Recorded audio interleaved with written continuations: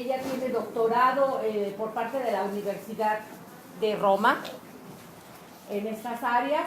Y bueno, pues ahora, qué mejor que en estos momentos en que la sociedad está en estos graves procesos de erupción, que hablar de la necesidad de una nueva constitución, un nuevo constituyente, pero sobre todo con la participación ciudadana.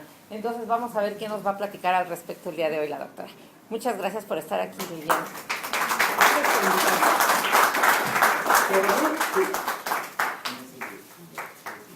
Bueno, yo no vengo del ámbito político, vengo del ámbito académico. Ajá. Y pues siempre me ha tocado reflexionar alrededor, no solo del derecho, sino de muchas cosas, porque cuando uno se cierra solamente en el derecho y en definiciones disciplinarias, uno se ciega, ¿sí? A ver las cosas del mundo. Y pues no, creo que nací inquieta, entonces me puse a ver, a estudiar algunas otras cosas.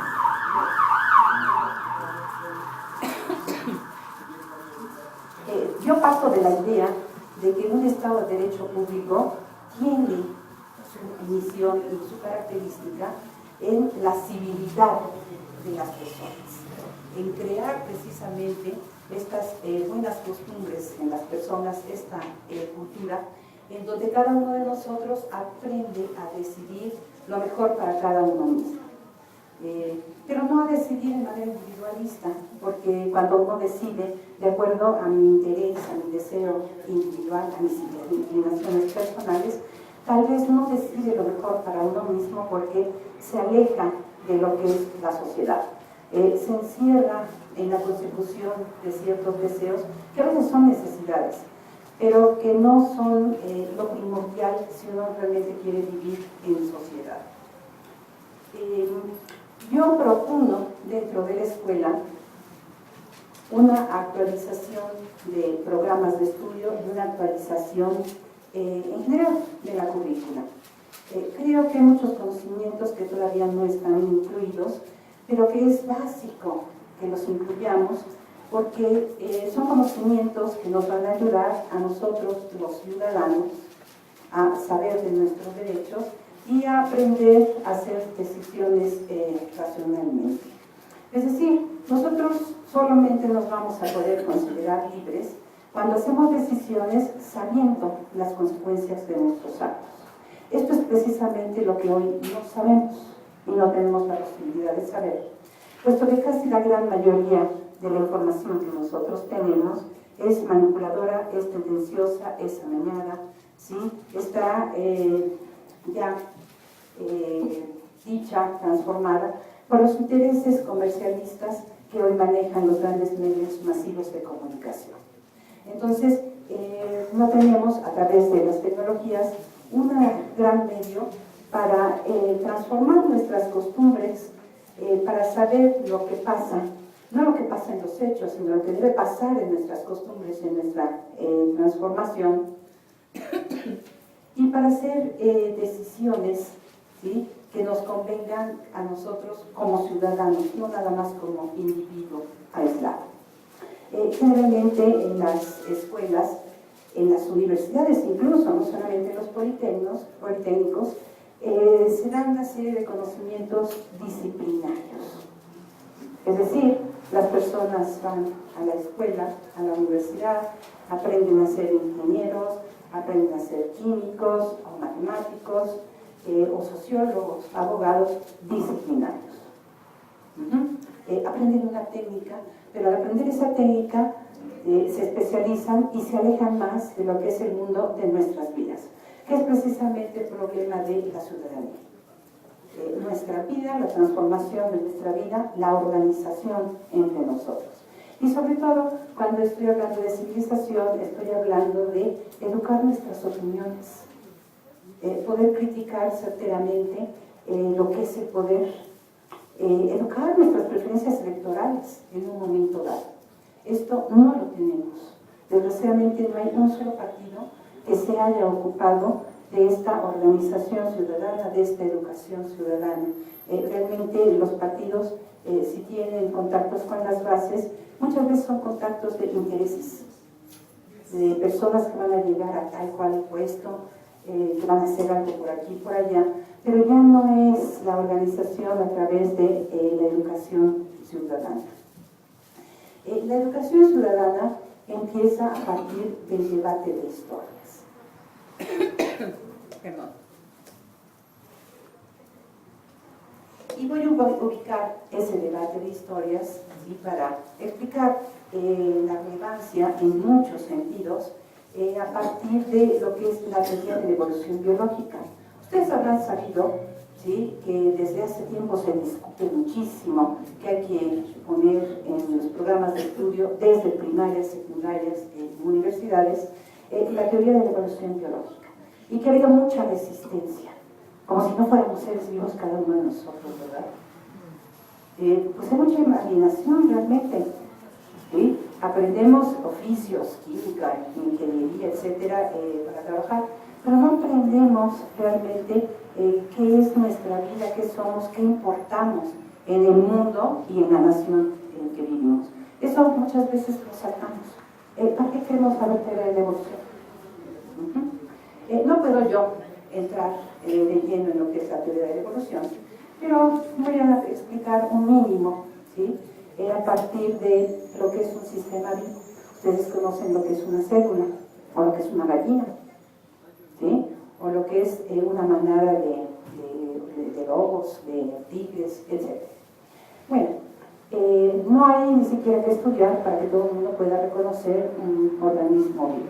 Ya desde una criatura pequeña puede distinguir un gato de una gallina. Y si la pudiera ver, distinguiría una, bueno, en un microscopio se distingue una célula de otra. Las podemos distinguir sin haber ido ni siquiera a la escuela. ¿Por qué? Porque son organismos, estos organismos son un conjunto de procesos, todos interrelacionados entre sí, para mantener constantemente en vida al organismo que es. El primer organismo que surge es una célula, un conjunto de procesos internos, todos relacionados entre sí para mantenerse constantemente en vida. Esta célula es autónoma, ¿sí? Ella a sí misma se está produciendo continuamente. Esto es básicamente la característica de la vida. Al interno de la célula se va transformando, pero a partir de que tiene provocaciones del mundo externo. Cosas del mundo externo la afectan y entonces ella cambia al interno. Si ven otro objeto que se comporta recurrentemente como ella, el otro objeto, otra célula, seguramente si se comportan iguales, los dos se transforman al interno, se perfeccionan al interno para acoplarse y dar lugar a tejidos, órganos y organismos multicelulares. También un organismo multicelular, una planta o un animal, es un organismo, un sistema autopoyético. El animal, digamos que es el prototipo de este segundo orden de la vida. Y esta es un conjunto, porque nosotros somos unos organismos multicelulares, un conjunto de procesos interrelacionados para mantenerse constantemente en vida. Esta interrelación la hacemos entre todos nuestros órganos, sistemas, aparatos, a través del sistema nervioso. Cada uno de los organismos multicelulares también se transforma, nace con un sistema nervioso, pero este se desarrolla, se va transformando, va haciendo más redes nerviosas al interno, a partir de las provocaciones, de las cosas que vienen de medio. No es nada más la herencia de un sistema nervioso, se hereda en parte, pero este se desarrolla cada vez, ¿sí? Que alguien nace según las percepciones, las provocaciones que tiene de medio, las interrelaciones que establece con los demás, se desarrolla al interno. Un experimento que hacen los neurocientíficos fue retirar de de su madre a un borreguito recién nacido y lo reintegran días después. Creció como todos los demás, bien, tenía la misma talla, etc. Pero cuando empezaron los demás a hacer cabriolas, a caminar, el borreguito no podía. Y no podía porque no recibió las provocaciones, los estímulos del externo, que es la lengua de su madre, que al nacer, ¿sí?, lo lame, digamos, lo baña, se come la placenta. Ajá. Y el borreguito, como recibió estas provocaciones del medio, la lengua de la madre por toda la piel, enciende, ¿sí?, todas las redes nerviosas de su piel hasta el cerebro y le es posible caminar, moverse, tiene muchas más conductas y posibilidades de tener un mundo más grande. Si lo hace esto, se acopla a una sociedad instintiva que ya es otro organismo multicelular. Ya es otro organismo autopoietético. Todas las sociedades instintivas, las sociedades animales, son sistemas, entre ellos hay roles sociales, y se organizan estas sociedades para mantenerse constantemente en vida. Si tienen que migrar, va el macho adelante y uno más adelante que avisa, una fila de hembras, las crías en medio, otra fila de hembras y atrás los machos. Y todos están en relación porque se van a mantener constantemente en vida. Digamos que en esta evolución biológica el destino natural sería una gran biodiversidad en este planeta.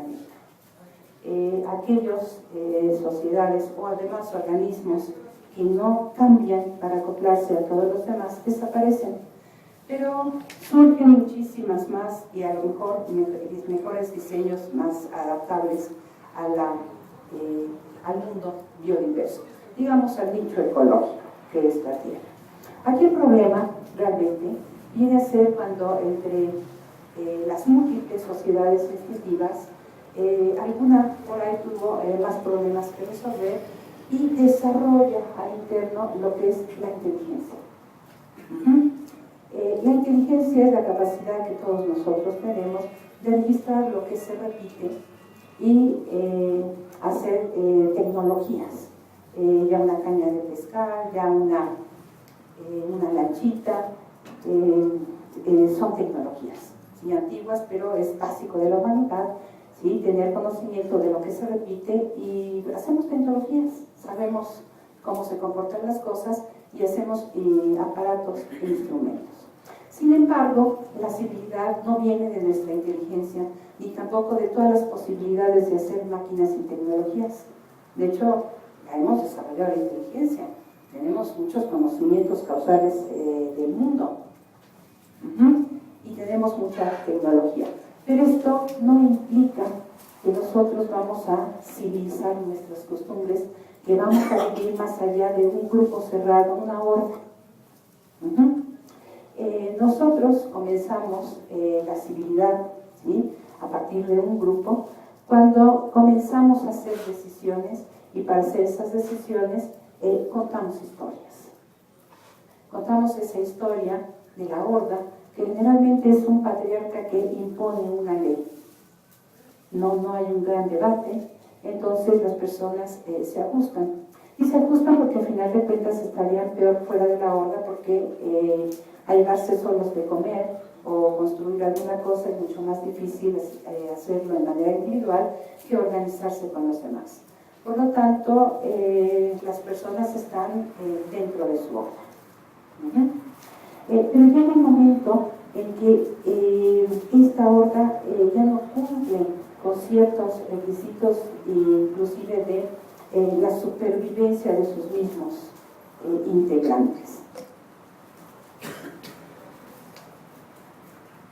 Algunas historias, porque historias no nos han faltado, lástima que las dejamos solamente para entretenernos en los tiempos libres, pero muchas veces no hacemos hincapié o no las interpretamos de manera en que podemos nosotros ver toda una serie de riesgos y de peligros que cada uno hace cuando toma decisiones.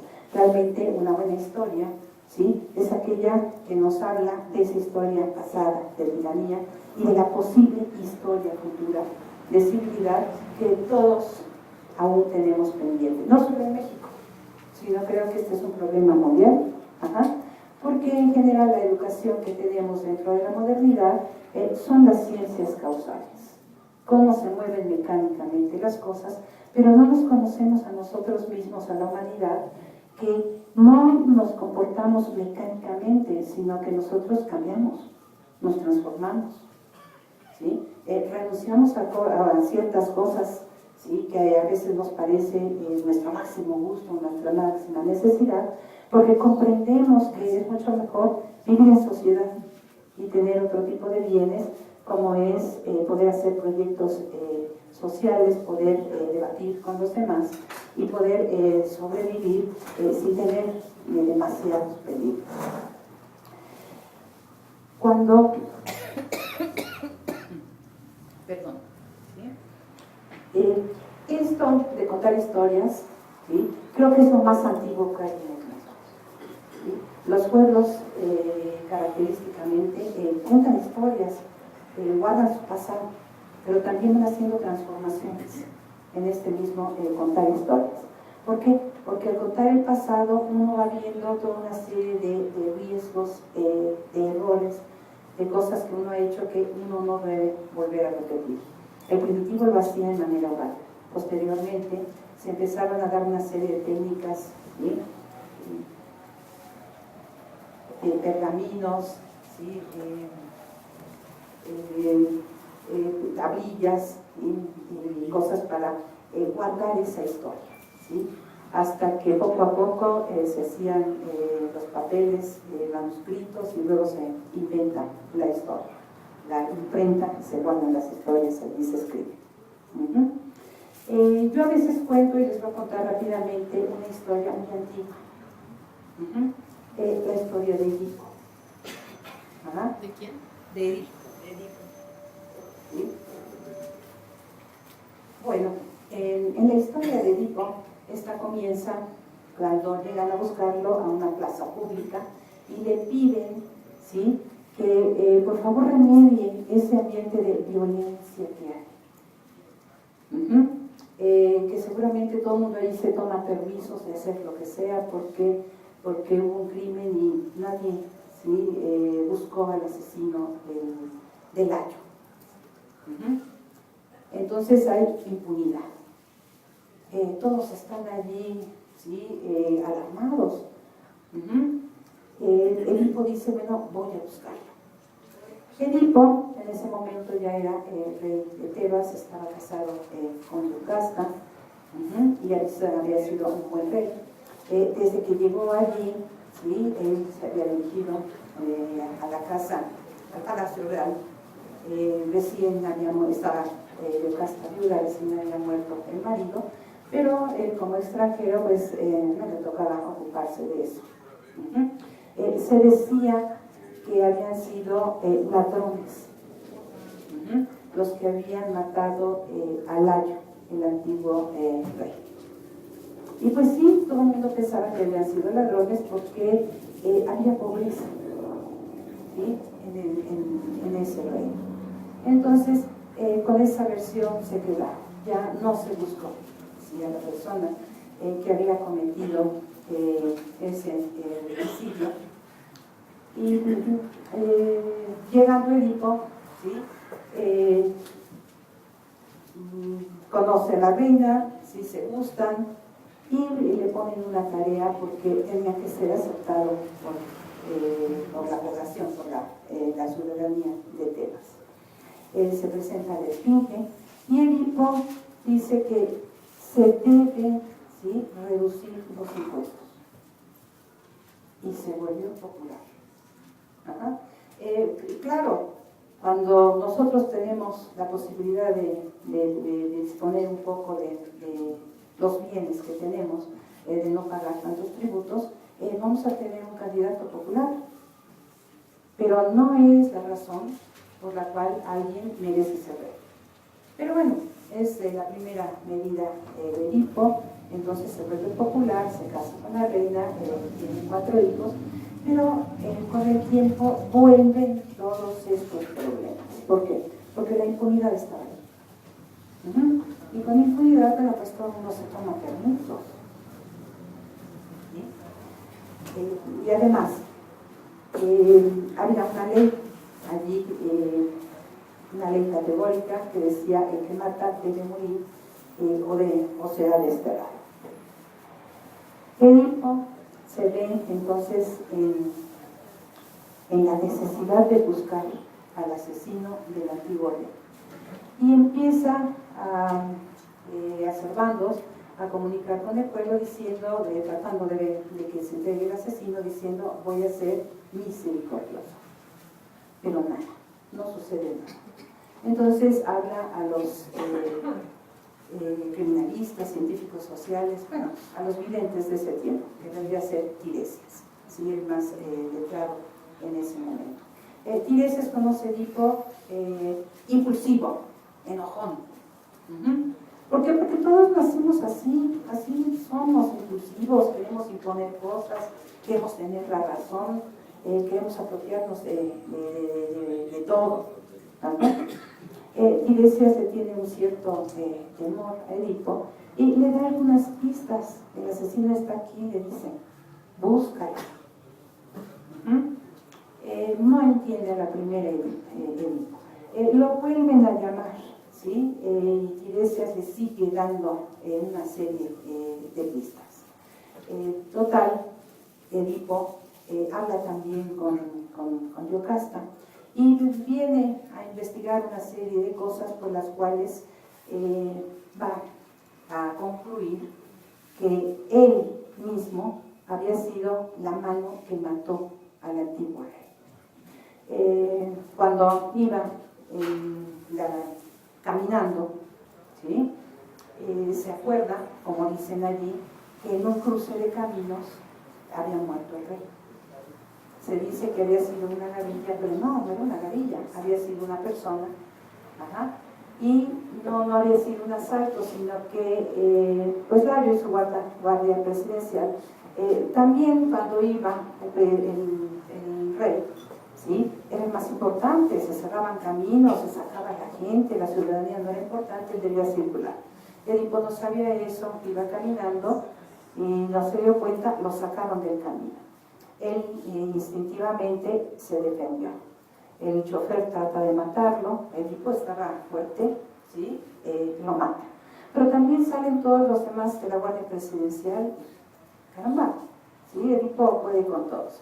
Y sale Lario también ya viejo, pero no sale a hablar, sino que sale a atacar, ¿sí? Muere también a manos de Edipo. Solo uno de ellos huye, se va. No da lucha, mejor se va. Edipo se da cuenta que él había sido.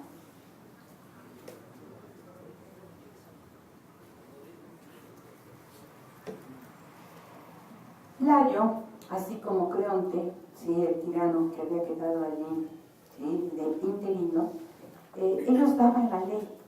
Nada que andaban, ¿sí? Preguntando a los demás o yendo a la plaza pública, no. Daban la ley y amenazaban con X sanción. En este caso, el que mata debe morir o debe ser desterrado. Ellos nombraban criminal, ¿sí? A quienes pensaban que era criminal en un momento dado. Pero Lario ya ni siquiera, Creonte ya ni siquiera había buscado, ¿sí? No era como ministerio público, era una ley, ¿sí? Hizo unas hipótesis que no pudo verificar y ya no buscó. La gente sí se olvidó y pues se tomaron sus permisos de tanta impunidad. Allí las leyes y también los nombres, ¿sí? Eran impuestos, no eran conformados en base en ese debate público. La gente no hacía esa transformación para hacer la ley o para entender los nombres de la misma manera. Entonces repetían lo que decía el tirano, ¿sí? No tenía televisión, pero el teatro les pasaban esas obras en donde el tirano es el que manda y es el que se ocupa de todos, y ellos repetían eso mismo, ¿sí? No es una cosa muy nueva la situación que estamos viviendo, lo nuevo es la tecnología de la televisión, ¿sí? Pero la situación que se vive con el tirano es lo mismo. Ellos nombran las cosas y los demás lo repiten. Un tirano puede decir, vivimos en un Estado de Derecho, los demás lo repiten, no lo están reflexionando, ¿sí? Y en un momento dado, el tirano les puede decir, aquí el derecho lo conozco yo científicamente, como hoy los modernos hacemos, y es el orden proactivo de la conducta. ¿Por qué? Porque en el pasado el derecho siempre ha regulado conductas y siempre lo ha hecho por amenazas de sanción. Por eso monopoliza la violencia. Entonces, ese es el derecho. Y si ustedes se lo creen, entonces le estamos dando el poder al tirano. En un momento dado no nos parece una medida del tirano, no tenemos argumentos porque estamos presos en la noción de derecho del tirano. Y que desgraciadamente en las universidades de ese tiempo y de este tiempo, ¿sí?, se imparte de esa manera. Ajá. Eso es el derecho y eso se enseña en las escuelas. Entonces, estamos nosotros presos en un lenguaje del tirano y no sabemos cómo defendernos en un momento dado, ¿sí?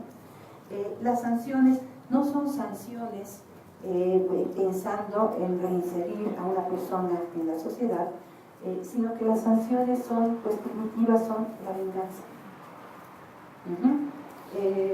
Muchas veces es el mismo tirano que dice cuál sanción va a imponer a fulanito porque está desestabilizando mi reino. Pero entonces allí no hay ni independencia.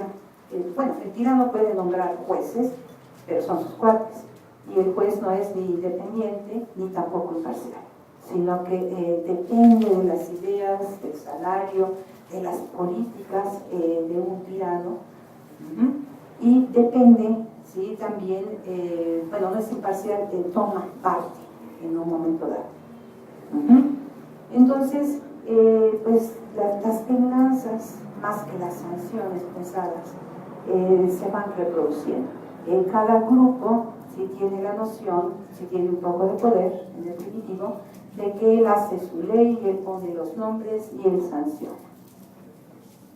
Pero otro grupo que se forma aparte tiene la misma noción: yo hago la ley, ¿sí?, yo pongo las sanciones, yo nombro las cosas, y a ti primero tú me enjuiciaste a mí, dijiste que yo era criminal y me mandaste, ¿sí?, quitar algunas cosas o mataste a mi amigo, etcétera, etcétera, y ahora yo me siento la autoridad, entonces digo, el criminal eres tú y voy a hacer lo mismo y me voy a vengar. Entonces hay una proliferación de venganzas, hay una proliferación de violencia, ¿sí?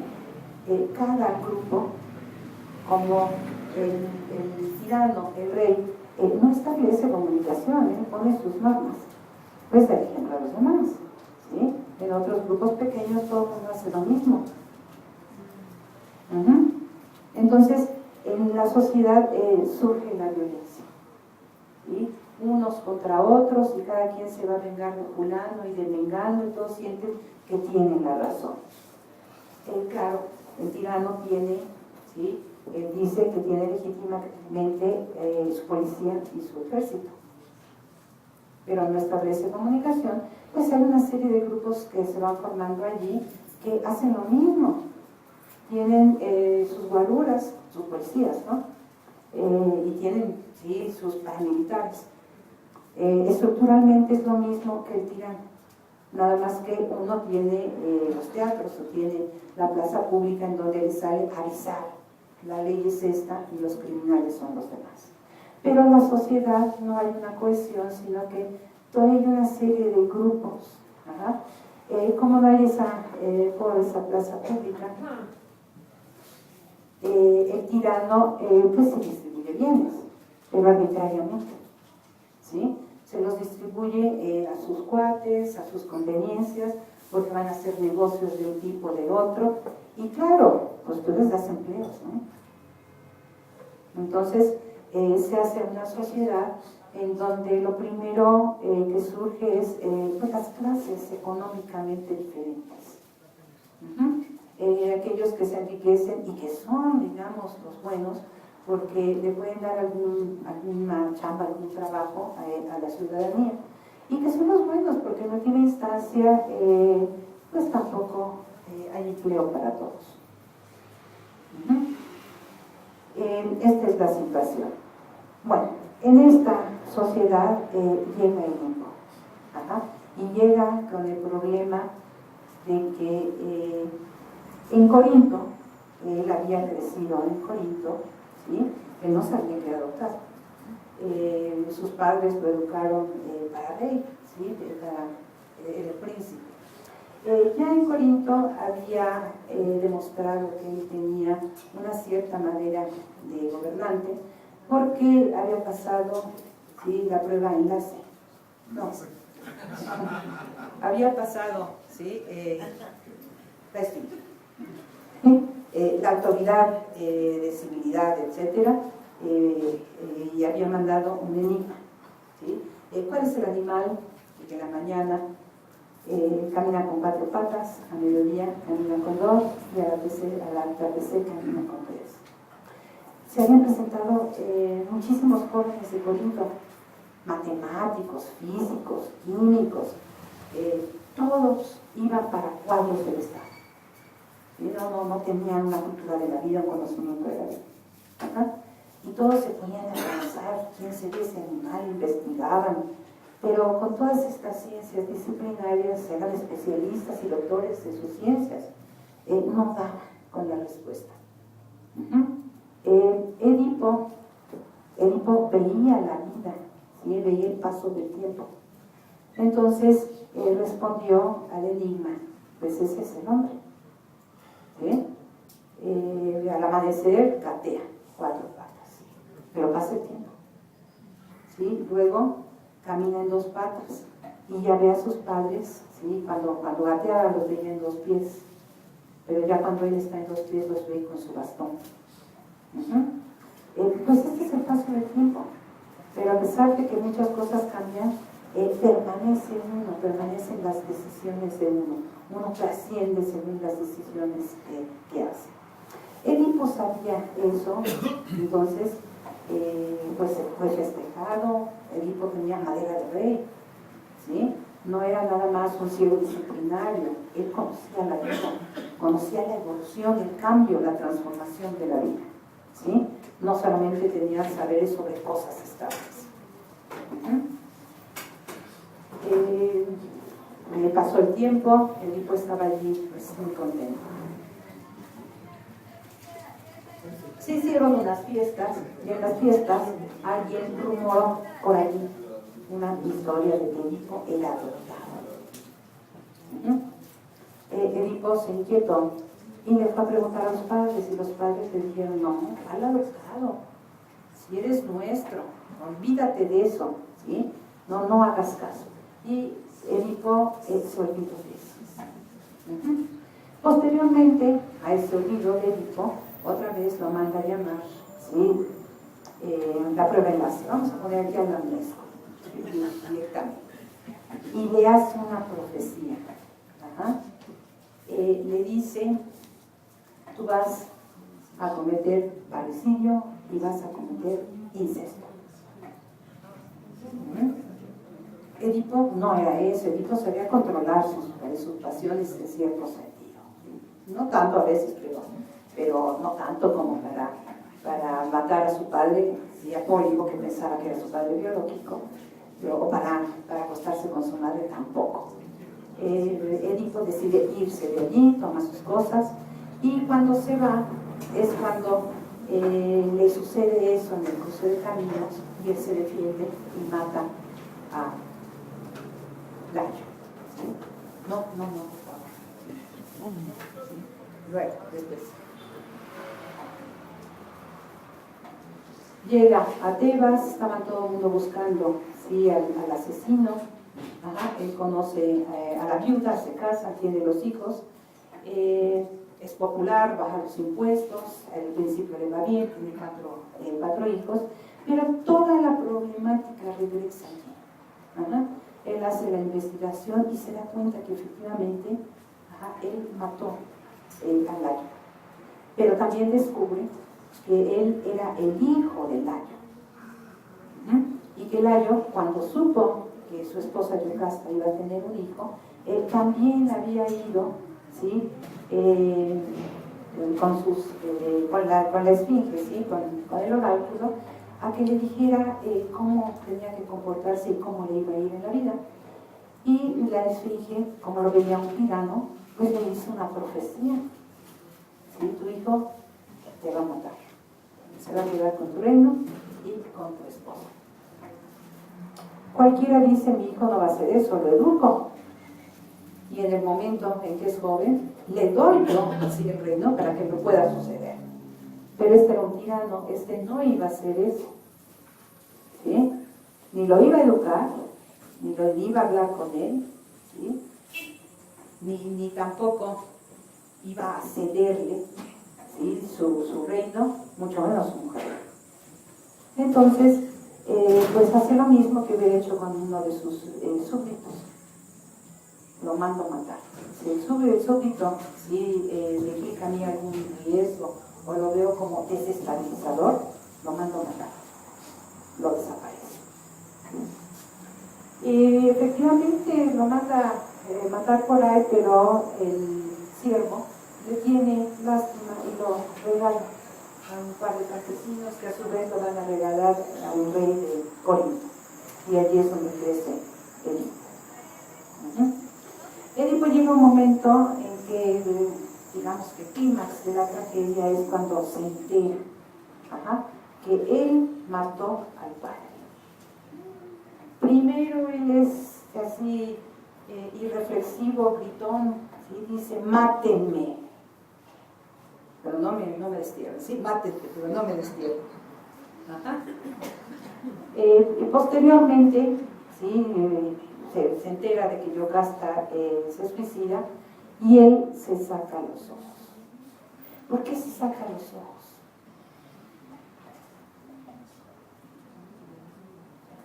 No se sanciona como ciudadano se defiende, dice yo soy inocente.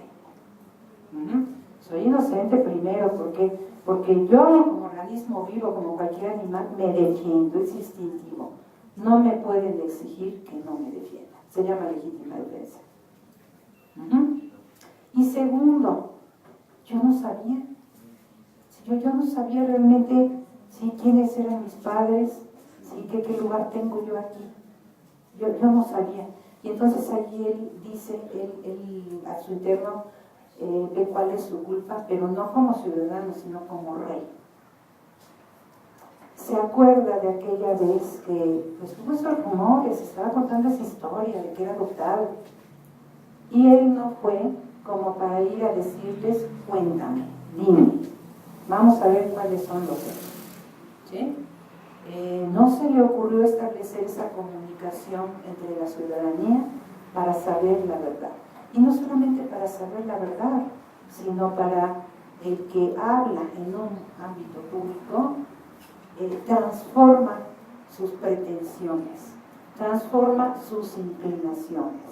Renunciamos a una serie de fantasías que tenemos como querer hacer todo lo que queramos, satisfacer totalmente nuestros instintos. Es decir, renunciamos a esa idea de la libertad como hacer lo que me place. Esto es una fantasía, muchos la tenemos, ojalá fuera libre para hacer lo que yo quiero. Es una fantasía porque cuando uno empieza a hacer lo que uno quiere, muchos quieren lo mismo y empezamos la bronca unos con otros. Si nosotros tenemos la fantasía de libertad, ¿sí? Como la satisfacción total, no la vamos a lograr. ¿Por qué? Porque en el momento en que empezamos, todos quieren más o menos lo mismo y empezamos aquí las broncas.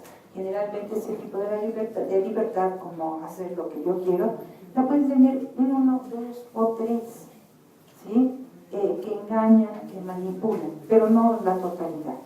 ¿Por qué? Porque no hay la posibilidad para todos. ¿Sí? A lo mejor los bienes no son suficientes para todos. Y a lo mejor los bienes, alguno tiene esa inclinación a la acumulación. Empieza la violencia. Cuando hay ese debate de historias que Edipo se da cuenta que su juventud no hizo, pues la gente cambia esa historia pasada de tiranía. ¿Sí? La cambia porque uno transforma su pretensión en otro tipo de pretensiones que son asociadas.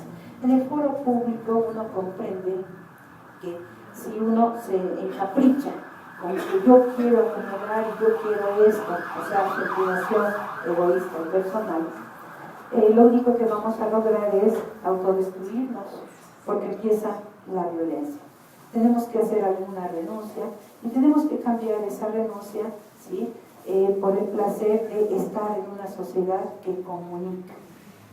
El que comunica, el que está en un debate público, discutiendo la historia que ya no quiero, la de tiranía, pero a la vez instaurándola, no es solo el proyecto, el debate mismo ya es la instauración de otra historia porque hay una transformación de uno, porque uno escucha a los demás, escucha lo que de las propuestas, escucha los problemas.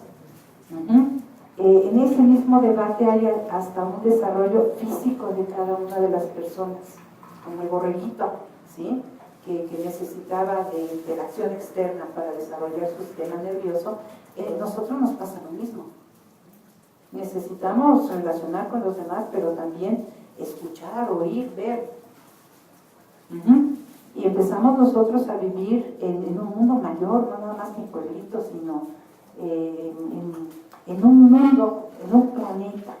Empezamos a reconocernos como organismos vivos valiosos por sí mismos. Cuando hablamos nosotros de la dignidad de la persona, estamos hablando de esa representación que hacemos de nosotros como fines valiosos en sí mismos, es decir, la representación de nuestra existencia orgánica.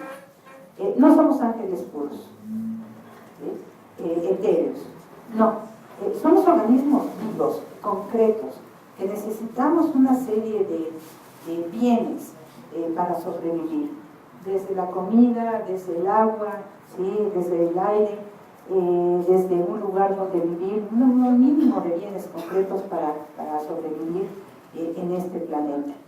Quien se reconoce así y quien se reconoce lo valioso que es tener este organismo, empieza a tener eso que llaman los juristas la dignidad personal, el valor de la persona. Pero no es un valor en abstracto, es un valor de esa concreción. Y es un valor también que tiene la persona que controla y todas estas pulsiones, todas estas deseos instintivos que uno tiene. No, uno no los puede erradicar, pero sí los puede educar, los puede controlar. A esto se llama la civilidad de las costumbres. Él se da cuenta que en aquel momento él no instauró ese debate para ver si era verdadera la historia, para instaurar una civilidad de costumbres, ¿sí? Para hacer una sociedad que se conoce y que sabe, empiezan, ¿sí? Cuando hay un personaje como Edipo que hace este debate público, la gente empieza a ver con transparencia toda una serie de consecuencias, de riesgos peligrosos que uno hace con sus decisiones. Por ejemplo, con la decisión de seguir bajo el tirano. La violencia no es una mala suerte, no hay cultura de la violencia, ¿sí? La violencia es falta de cultura. No puede ser una excusa de que aquí es la excusa, la cultura de la violencia y la corrupción. No. La corrupción es la falta de cohesión social. Así como un cuerpo se corrompe, todos sus elementos se despierden. También un cuerpo social corrupto no hay esa cohesión, no hay esa identidad. Esa identidad la da este debate de historias. Si debatimos de historias, podemos nosotros ver, pues la violencia viene de la falta de la falta de debate, de la falta de foros públicos. Buen gobernante tiene que poner esos foros públicos. Mal gobernante llena la nación de Walmart, de centros comerciales, de casinos, de antros. ¿Sí? ¿Para qué va a socializar la gente? La gente tiene que repetir lo que se dice, ¿sí? En los medios masivos de comunicación, pero evitamos esos lugares de sociabilidad, ¿sí? Esos lugares donde la gente pueda criticar. Mal gobernante, entonces, pues lleno de casinos y lleno de antros y de centros comerciales, no hay espacios públicos. Podemos ver cuando nosotros discutimos historias que hay inseguridad. Nadie puede estar seguro de que puede tener y conservar sus bienes fundamentales, no solo los económicos, la vida. No habiendo ese foro público, la distribución que hace el tirano es arbitraria. Al foro público, nosotros nos encargamos de distribuir los bienes, según los méritos, según el conocimiento de las personas y según las necesidades que tiene cada uno. Hay un tirano, distribuye arbitrariamente, unos se vuelven ricos y surge la pobreza. ¿Sí? Si hay pobreza, la gente pobre no deja de tener una necesidad biológica de comer, de beber, de resguardarse del medio, ¿sí? Y la gente pobre, como organismo que es, un lobo sale a cazar, una persona con hambre sale a hacer lo mismo, si no caza, bueno, pues se vuela, ¿sí? La delincuencia sube inmediatamente. No es un castigo divino, ¿sí? No es que somos nacos nosotros y por eso somos delincuentes. No. Esto es una consecuencia del sistema social que tenemos, ¿sí? Si hay pobreza, pues hay inseguridad. Nadie puede realmente conservar, ¿sí? Los bienes que tiene. Muchas veces no puede la gente conservar la vida. Estamos nosotros, ¿sí? En pugna constante y estamos en la sociedad de la venganza. No tenemos una noción de justicia, tenemos noción de venganza. A mí me ha entristecido mucho en estos últimos días que veo a los chicos, por un lado, pues ya todos estamos hartos. Y como decía Cecilia, estamos hasta la madre. Pero tendríamos que tener la noción, ¿sí? Pedir justicia, otra manera de constituirnos, no pedir venganza. Esto es falta de educación de los muchachos, de muchos de nosotros, ¿sí? Que se está pidiendo la venganza. No podemos seguir en esta, dejemos eso a Peña o a los narcos, ¿no? Las venganzas. Nosotros tenemos que organizarnos para impartir justicia, ¿sí? En una tiranía, ¿sí? Pues surgen muchos riesgos, muchos peligros.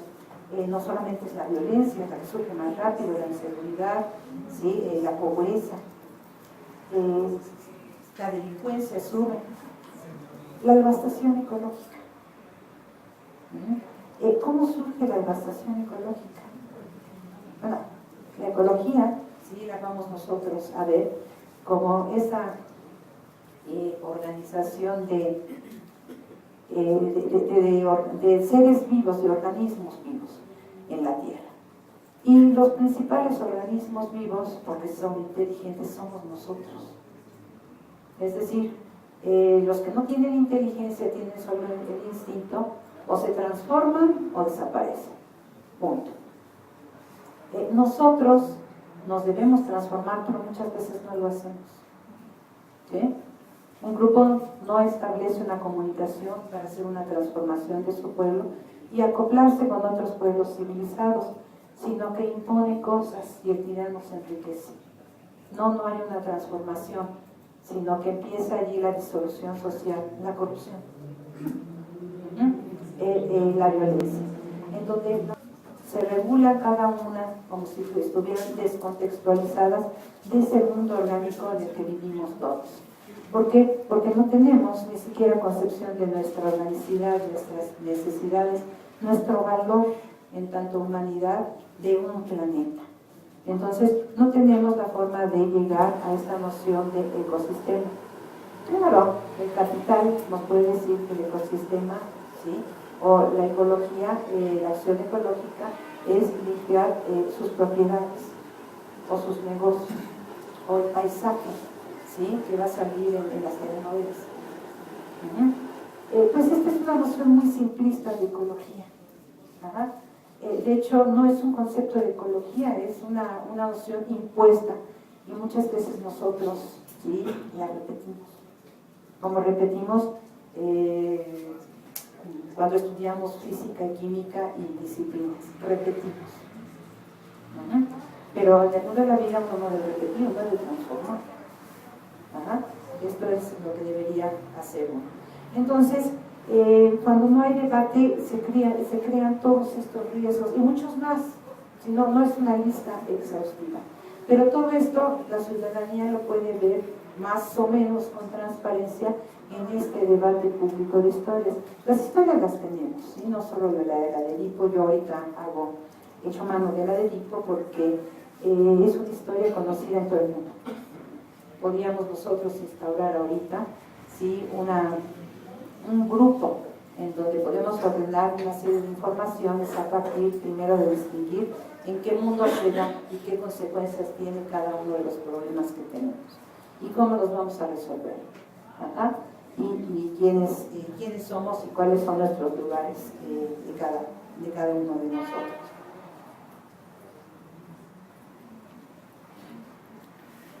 Cuando las personas saben, ¿sí?, las consecuencias de sus actos y sus decisiones son libres, no pueden ser manipuladas. Eso es lo que no tenemos nosotros, la ciudadanía del mundo, y en concreto en México, ¿sí?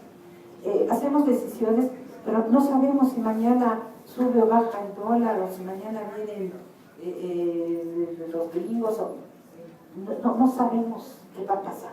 Sabemos lo que dice la tele, pero son historias, ¿sí? Historias, tanto las novelas, que no son historias como la de Edipo o como la de Quijote, ¿sí?, o como las maravillosas historias de Periquillo Sarmiento, de Lizardi, que él no solamente era periodista, ¿sí?, él pensó que el periodismo no era suficiente, ¿sí?, para civilizar a la gente, para hacerla debatir historias, para hacerla mirar los riesgos que producimos cada uno de nosotros con nuestras decisiones de la vida diaria y nuestras decisiones electorales. Esto no se puede hacer bien con el periódico, pensó Fernández de Lizardi. Él hizo novelas, ¿sí?, hizo novelas en donde critica costumbres, y en donde ridiculiza a las personas que incurren en conductas riesgosas para la sociedad.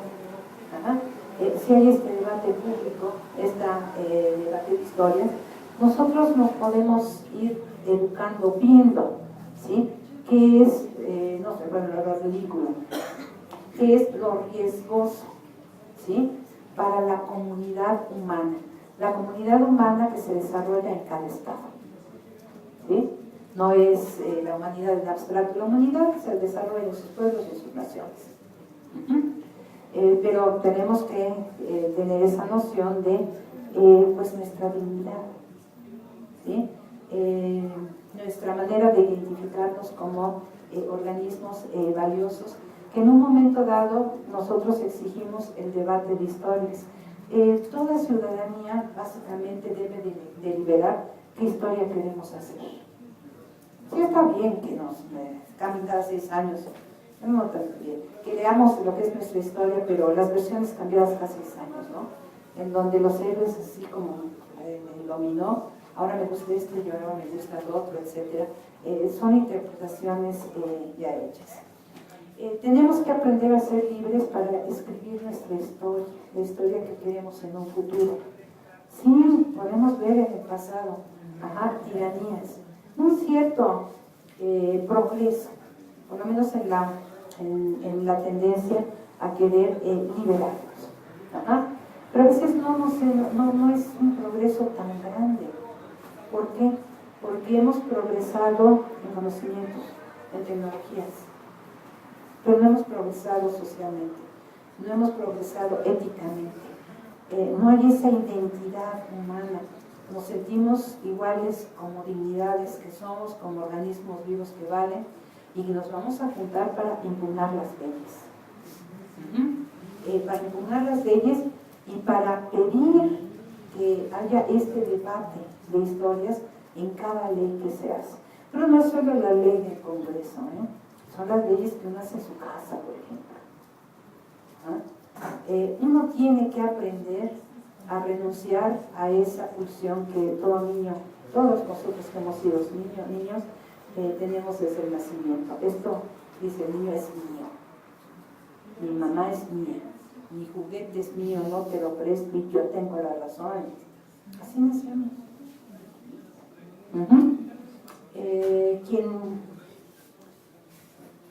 Quien crece en ese mismo tenor, ¿sí? de apropiarse, de mandar, etc., llegará el día en que hasta su mamá es suya y procede con ella. Es muy social. ¿Sí? Hay que aprender a sacrificar ciertas pulsiones, ¿sí? Por lo menos la de apropiarnos de todo. Vamos a renunciar a eso. Cuando nosotros aprendemos a renunciar, estamos haciendo una sociedad, tenemos ya una cierta identidad humana, tenemos un mejor ánimo. ¿Por qué? Porque lo que más divierte a todo el mundo son las historias.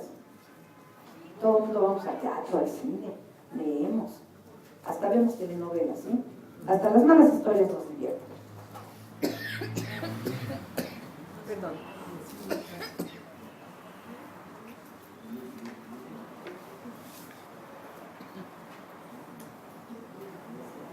Entonces, ¿sí? Es básico que una ciudadanía tenga los foros, los medios, desde su casa, en las escuelas, en las colonias, ¿sí? Y en todos los lugares que se pueda, para ir debatiendo las historias del barrio, de la familia, del municipio, del estado, de la nación y del mundo.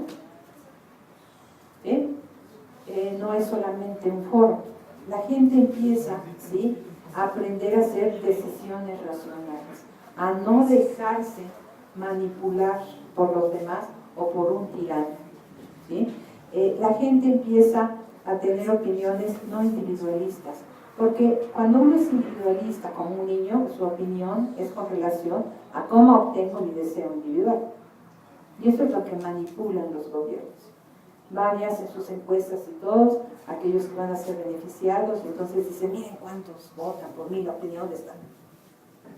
Eso es una manipulación, porque no hay ni siquiera educación de opiniones, sino que aquellos que les va a tocar una despensa, una recomendación, algo, son los que dirán, esto está bien esta medida, o está bien este candidato.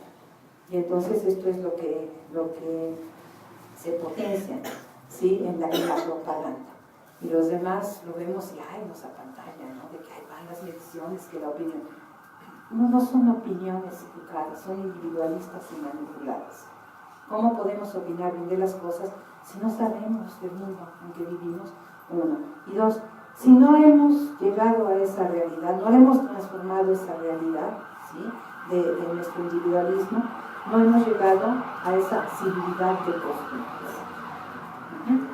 Desgraciadamente falta el debate, falta esta renuncia al deseo de apropiación, que es muy, muy terrible, ¿sí? Y eso empieza a verse desde las familias, ¿sí? Pues el gran problema que hay de violencia intrafamiliar. Tú eres mía, y tú aquí dabas ya, pero ella también, tú eres mío, y cuidado si ves y le das dinero aquí y allá. Es una violencia increíble. ¿Por qué? Porque vamos a apropiarnos uno del otro. La gente luego no va a hacer un proyecto reproductivo de civilidad, ¿sí?, en las parientes, en los vecinos, en la ciudadanía, y si tienen hijos también. No, van a hacer la apropiación del otro. Y en la luna de miel uno se apropia muy bien, pero después ya no. Entonces empieza una problemática. ¿Y quiénes son los que la sufren? Los hijos. Pero esto sucede igual dentro de otros grupos, por ejemplo el grupo estatal. No hay debate, la ciudadanía está con la fantasía de voy a hacer lo que quiero. No es cierto. ¿sí? Unos roban, hacen, pero nadie realmente hace lo que quiere. Unos cuantos pueden hacer lo que quieren, los que lograron obtener cosas, hacer amiguismos con el tirano, ¿no? Y pueden hacer más o menos lo que quieren. Más o menos digo porque de todas maneras se van a morir. ¿Sí? No, aquí sí la muerte es muy democrática. La única trascendencia no es la inmortalidad del cuerpo, sino la inmortalidad en la fama por las cosas que uno hace. Por ejemplo, de libros seguimos hablando.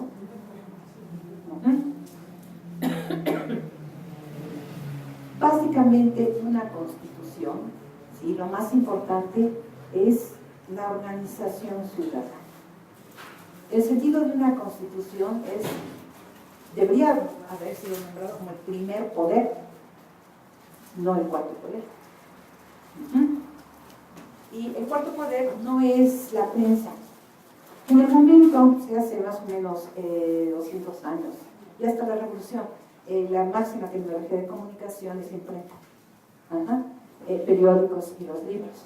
Entonces, el cuarto poder, pues se usa llamarlo al periodismo imprenta, porque era la única tecnología. Sin embargo, el cuarto poder es la ciudadanía. Las tecnologías son simple y sencillamente para ver cómo vamos a poder organizar estos debates, ¿sí? Cómo vamos a discutir nuestra historia, es decir, qué historia queremos superar, la historia que se renueva cada vez que nace una criatura de tiranía, la queremos superar, queremos civilizar, ¿sí? a cada niño que nace, a cada ciudadano que llega a su mayoría de edad, queremos que sea una persona civilizada, queremos que hable y piense con esta sociedad cohesionada, no corrupta, no que se está deshaciendo, cada elemento se va por su lado, no, como es el individualismo, ¿sí? Actual, sino una sociedad cohesionada donde hay esta ética o identidad humana o identidad social. Esto se hace en el debate de historias y por eso era tan importante pues la imprenta, que había en la Constitución del 17 una garantía de que no se iban a quitar a las personas que tuvieran imprentas y periódicos sus tecnologías. El límite, digamos, en las publicaciones, en los debates que se hacen para despertar este debate de historias, eran las calumnias y las infamias, ¿sí? Hay libertad de expresión, ¿por qué? Porque la libertad de expresión tiene el sentido de escucharnos, ¿sí? De enterarnos de lo que pasa, ¿sí? Con los demás, de su problemática, de comprender precisamente que si no sacrificamos algo nos vamos a matar, surge violencia y surgen una serie de riesgos. Entonces hay una transformación y mejora de costumbres. Este es el sentido de la libertad de expresión. Desgraciadamente, ¿sí? Esta ideal de sociedad que surge cada vez que hemos hecho una revolución, desde la independencia hasta la revolución, pues también coexiste con la sociedad de hecho de la tiranía, en donde algunos en vez de ir de buena fe y a expresar lo que necesitan, hacer un cambio en sí mismos para participar de esta identidad social, van al insulto. Al que le toca ¿sí? sacrificar su capital, va al insulto, ¿no? No se trata de los insultos. Pero claro, que si es el capital el que tiene el poder, es el que pone los nombres, es el que calumnia a las personas y les dice criminales. Eso es una calumnia. Es una facultad que tiene poder cuando, como ahora, ¿sí? manejan las tecnologías de comunicación y nos expone su historia, ¿sí? Su versión de las cosas, ¿sí? de la bondad de los extranjeros que vienen a salvarnos, que nos van a hacer a un ladito porque van a hacer fracking, van a hacer toda una serie de cosas que nos van a entretener, ¿sí? Vamos a seguir con el salario mínimo, si es que les toca, si es que le caen bien a los extranjeros. Esta es una manera de imponer una historia. Y no tenemos a veces nosotros esa alternativa. Yo creo que ya es el momento en que volvamos a la reflexión de lo que es una constitución. La constitución de un pueblo es ese debate, ¿sí? Es esa posibilidad de discutir qué historia queremos en el futuro, qué queremos superar, ¿sí? De lo que ya hemos vivido. O estar superando, porque se reproduce en cada nacimiento esto, ¿sí? ¿Cómo lo queremos hacer?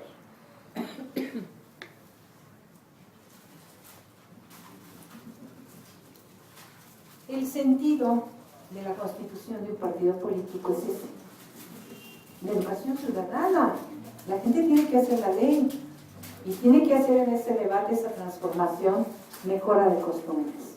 Ver al otro no como un medio, ¿sí? Me caso con este y me enriquezco, me caso con esta y ya tengo muchacha. No somos un medio. O te contrato y ahora ya eres hasta mi cómplice, mi sicario. No. Podemos hacer tratos y contratos, pero no somos objetos del otro. Somos personas con dignidad porque nos estamos viendo como humanidad del planeta. Pero no tenemos ese poder, no lo hemos adquirido. Desgraciadamente, pues hubo personas en nuestra historia, de esta Lizardi. Es el mío, ¿verdad? No, allá.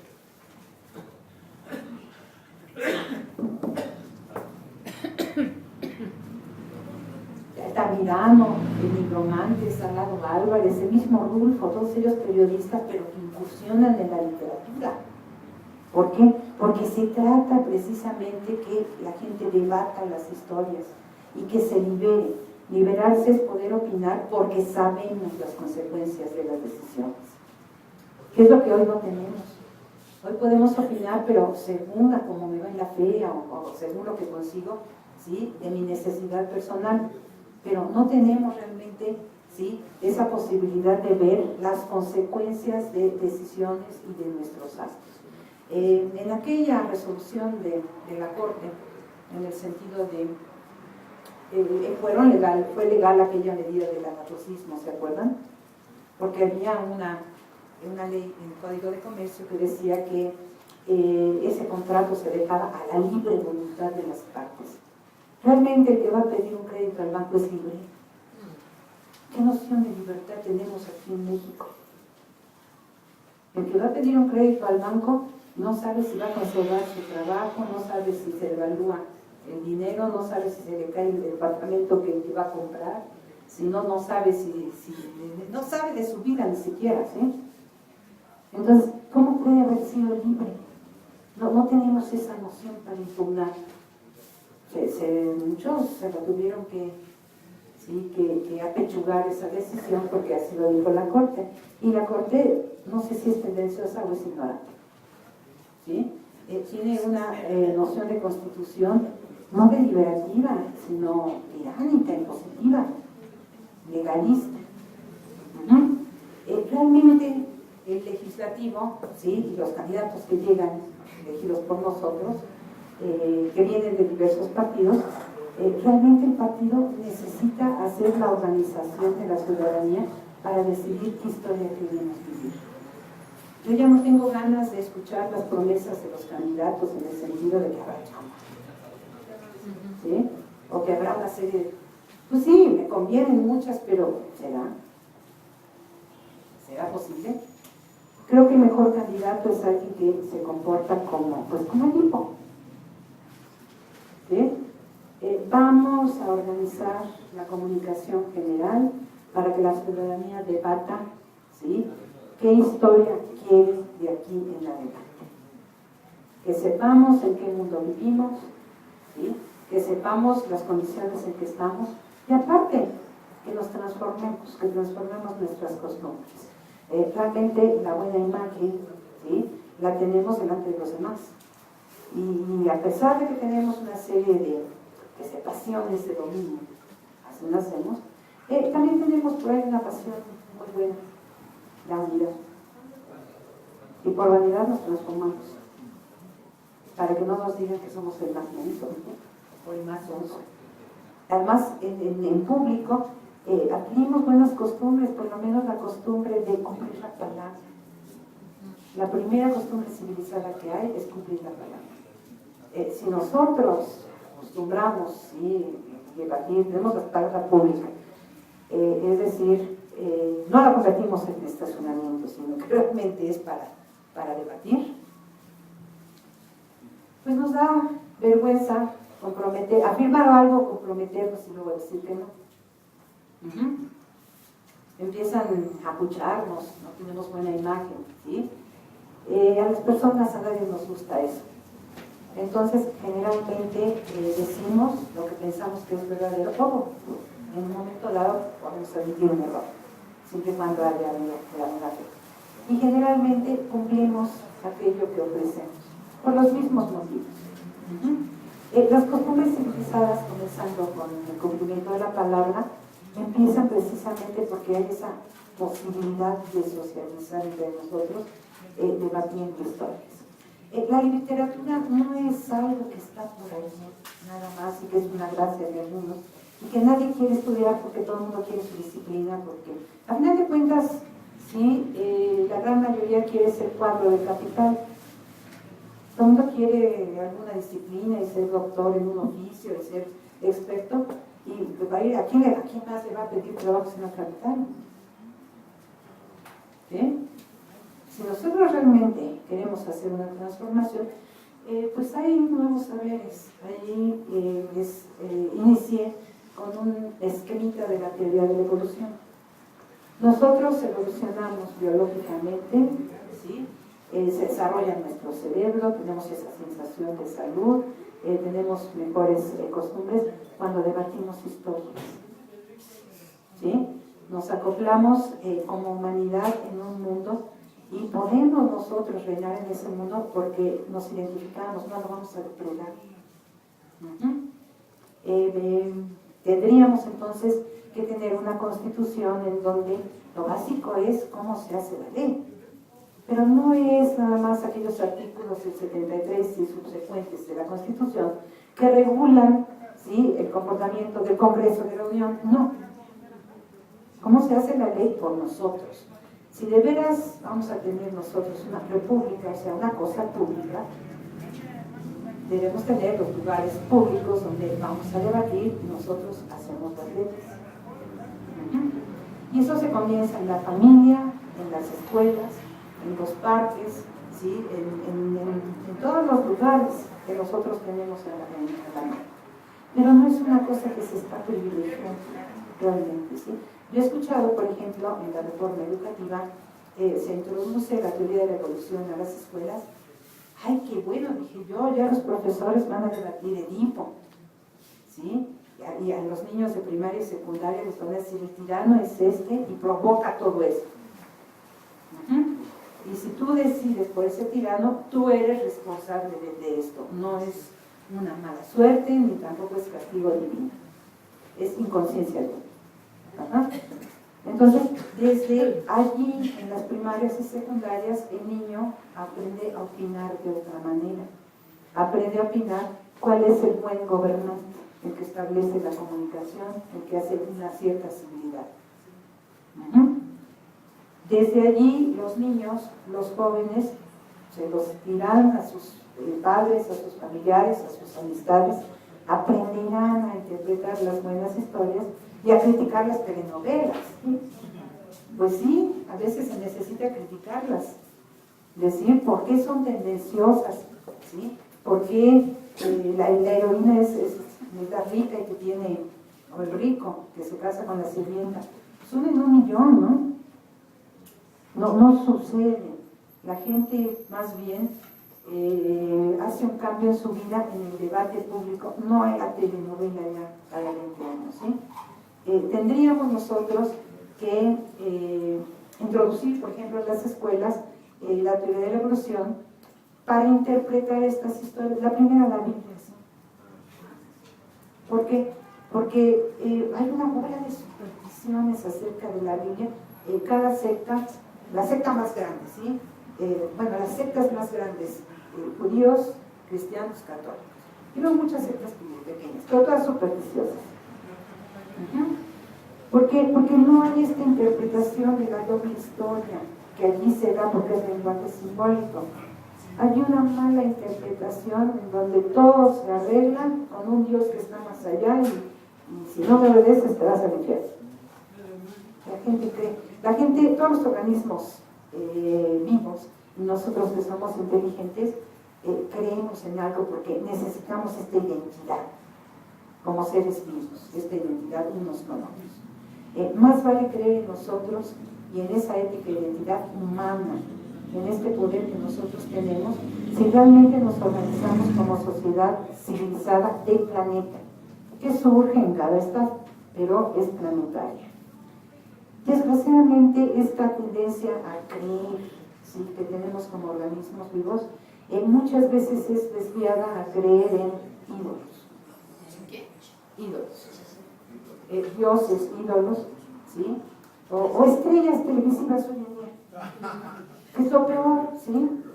Que ya ni siquiera es un dios por allá, ¿sí? Que Huitzilopochtli o Zaratustra, no, ya ni siquiera, ¿sí? No, ¿verdad? Necesitamos creer en nosotros mismos, no dejar que las personas, que la ciudadanía deforme sus creencias.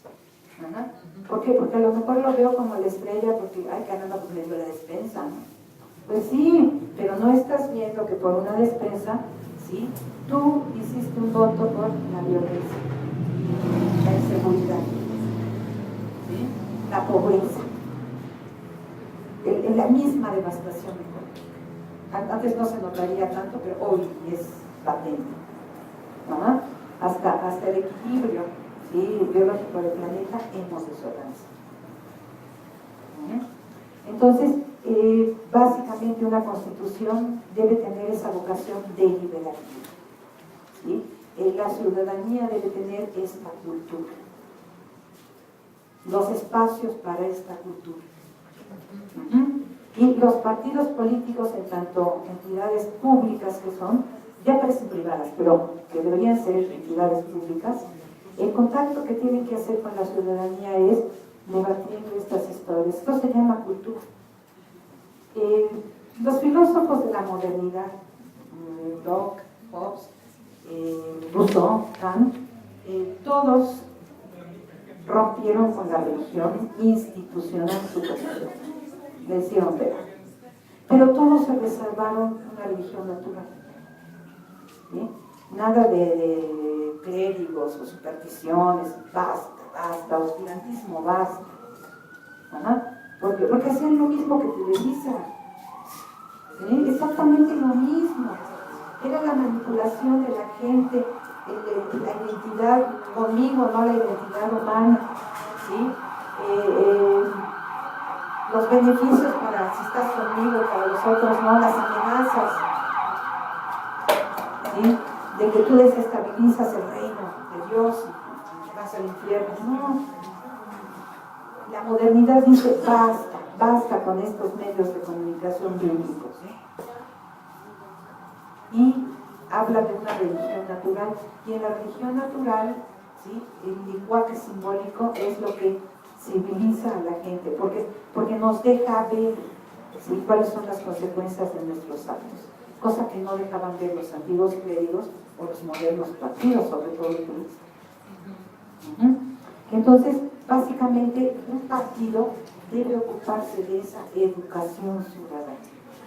Y esta educación no depende de la tecnología, depende del lenguaje simbólico.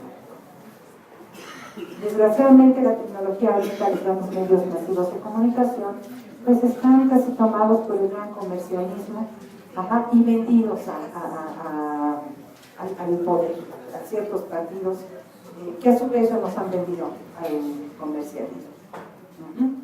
Pero la gente ha perdido la posibilidad de distinguir una buena historia de una mala historia. Yo he visto buenas historias en tele o en las películas de hazaña, pero nadie va a ver, ¿sí?, lo que dice la historia. Vamos a ver los efectos especiales, vamos a ver que está bien guapo fulano o mengano, vamos a ver la moda. Los jóvenes van y ven películas, está padrísima. fotografías, una serie de cosas, de datos que pues son muy daños, porque realmente el núcleo de la historia es esa parte educativa y civilizatoria, esa parte que es la libertad de la gente. Haces esto, las consecuencias son varias. ¿Sí? Entonces uno puede decidir racionalmente. Solo en un estado deliberativo nosotros podemos suponer, ¿sí?, que un adulto puede hacer las mejores decisiones para sí mismo. Si no hay ese estado deliberativo, la gente hace decisiones por ignorancia, por manipulación, por necesidad, y son decisiones que van en contra de ellos mismos, en contra de nosotros mismos. Yo creo que ya no podemos seguir así. Yo creo que aparte de todas las disciplinas que se enseñan en las escuelas, ya es necesario aprender un poquito de teoría de evolución, neurociencias, que está relacionado con la genética, que es muy diferente a lo que hace un santo. También debemos tener esa noción de la posibilidad de desarrollarnos nosotros, de mejorar nuestra salud en esa sociabilidad. Y no solamente ir a las curas de Monsanto, que también crean una serie de riesgos que eso no los dicen, ¿verdad? O esas tecnologías para terminar, por supuestamente, con el hambre, ¿no? El hambre la vamos a terminar el día en que tomemos nosotros, ¿sí?, en noción de que somos organismos vivos, que nos desarrollamos en liberación, que nos vamos a distribuir los bienes, sean los predios, sean las empresas, sean las ideas, equitativamente, por méritos y por necesidades. Ese día nosotros podremos, ¿sí?, superar el hambre, porque volveremos a ver la tierra directamente y nos volveremos a ver como iguales. Ahora somos mexicanos aquí en la ciudad, pero vemos un campesino, ni le hablamos, cuando la realidad es igual que nosotros. A lo mejor está menos alienado que nosotros porque tiene necesidad de estar directamente con la tierra. Pero todavía tenemos nosotros una serie de prejuicios y no nos hablamos y vamos solo con unos y con otros. Esto no es una ciudadanía educada, es una ciudadanía perfecta para el tirano. Un tirano lo que va a querer inmediatamente, no haya comunicación, cada quien se ocupa de su propio interés, se hacen una serie de pequeños grupitos, y miren que encerrarse ese tirano. A cada grupito lo trato en privado y le prometo lo mismo, acabo de no dar a nadie, ¿no? Entonces, y como no hay esa comunicación general, los grupitos no se entran en pugna entre ellos. Pues feliz el tirano. Sí, yo espero que aparte de las ciencias disciplinarias, en la parte de los politécnicos que tenemos, o de las universidades que se volvieron politécnicas, comencemos a ver una serie de nuevos saberes, como es esto de la evolución bioética, la bioética que nos habla de los riesgos, de todas estas nuevas tecnologías, para ver si queremos o no queremos. Y también de tener esta mirada bioética, pues no solamente en las nuevas tecnologías, en las viejas, ¿no?, en la manera en cómo hemos hecho nuestras instituciones, ¿sí?, de la vida de todos los días, por ejemplo, posesión de cosas y propiedad de las cosas. La propiedad debe tener también un límite, sobre todo la propiedad de la tierra, y el límite es no sacar, ¿sí?, los predios de esa organicidad total, que es lo que se ha hecho. Se envenenan ríos, se envenena el viento, se talan los árboles. Bueno, viene la devastación, se caen los montes, nos ahogan, ¿sí? Se quedan hechas páramos secos la tierra, por otro lado el agua va y inunda a otros lados, etc. Lo hemos hecho nosotros. Pues sí creo que hay una serie de nuevos saberes que se deben introducir. Desgraciadamente estos nuevos saberes de los cuales hago yo la apología, porque nos van a servir para conocer y opinar y saber de riesgos, hay mucha gente que dice, no, eso es neoliberal. Hoy en día el estudio se ha vuelto neoliberal. ¿Sí? No me explico por qué los maestros, en vez de estar educando las preferencias electorales de los niños, las costumbres de los niños, a partir de las buenas historias, que podrían hacerlo, interpretarlo con un poquito de esta teoría de la evolución, no lo hace. Yo no me hubiera ido al Zócalo a quedarme allí. Yo mejor me voy con mis alumnos de ahora. ¿Sí? Aquí los organizo y aquí ustedes me educan a sus papás y a sus vecinos y a todo el mundo. Y así lo hacemos en la universidad y órale, tenemos una ciudadanía que sabe a quién elegir. Vamos a elegir no al que me dé, sino vamos a condicionar a los candidatos. ¿Quién de los candidatos me ofrece que va a poner estos lugares o tecnologías a la disposición de debate ciudadano de qué historia queremos recorrer? ¿Sí? Esto es urgente. Y esto debería ser materia de los partidos y luego del legislador. Pero si no tienen esta noción los partidos, pues el legislador tampoco, la ciudadanía tampoco. ¿Sí? Hoy deberíamos estar unidos con toda la sociedad civilizada del planeta, que también ha apoyado esta lucha de Ayotzinapa. Yo los he visto por aquí y por allá. Organizándonos precisamente para condicionar a quienes vamos a elegir o no elegir. ¿Sí? Quienes pongan estas condiciones, lugares, tecnología para debatir historias, quienes fomenten la cultura. Eso se llama cultura. No lo vamos a llamar religión natural, se llama cultura, pero es lo que debieron haber hecho las religiones siempre. Pero pues, están en pura superstición. ¿Sí? Ya voy a terminar. Entonces, yo lo que estaba planteando es un nuevo constituyente, porque esta constitución que tenemos, ya no participamos en nada, todo lo hacen comisiones, institutos y gente organizada en pequeño comité. Nosotros nada más vemos ahí, ¿sí? Ya no somos los actores. Son 3 poderes, el 4º poder se disolvió. Ya no es cuestión ni siquiera de enmendar esta pobre constitución del 17, sino vamos a organizar nosotros esta constitución de nosotros. El debate público, ¿sí? Primero entre nosotros para organizarnos y ver qué es lo más importante, y luego vamos viendo, ¿sí? qué tomamos de la organización de estos 3 poderes. Porque hay muchas disposiciones en nuestra constitución que ya son peregrinas. Sí, ya es la cuestión de muchos organismos y muchas comisiones, pero nosotros ya no figuramos en eso. Por ejemplo, el IFEINE, pues sí, se ocupa de los procedimientos electorales, pero la cultura ciudadana, ¿quién se ocupa?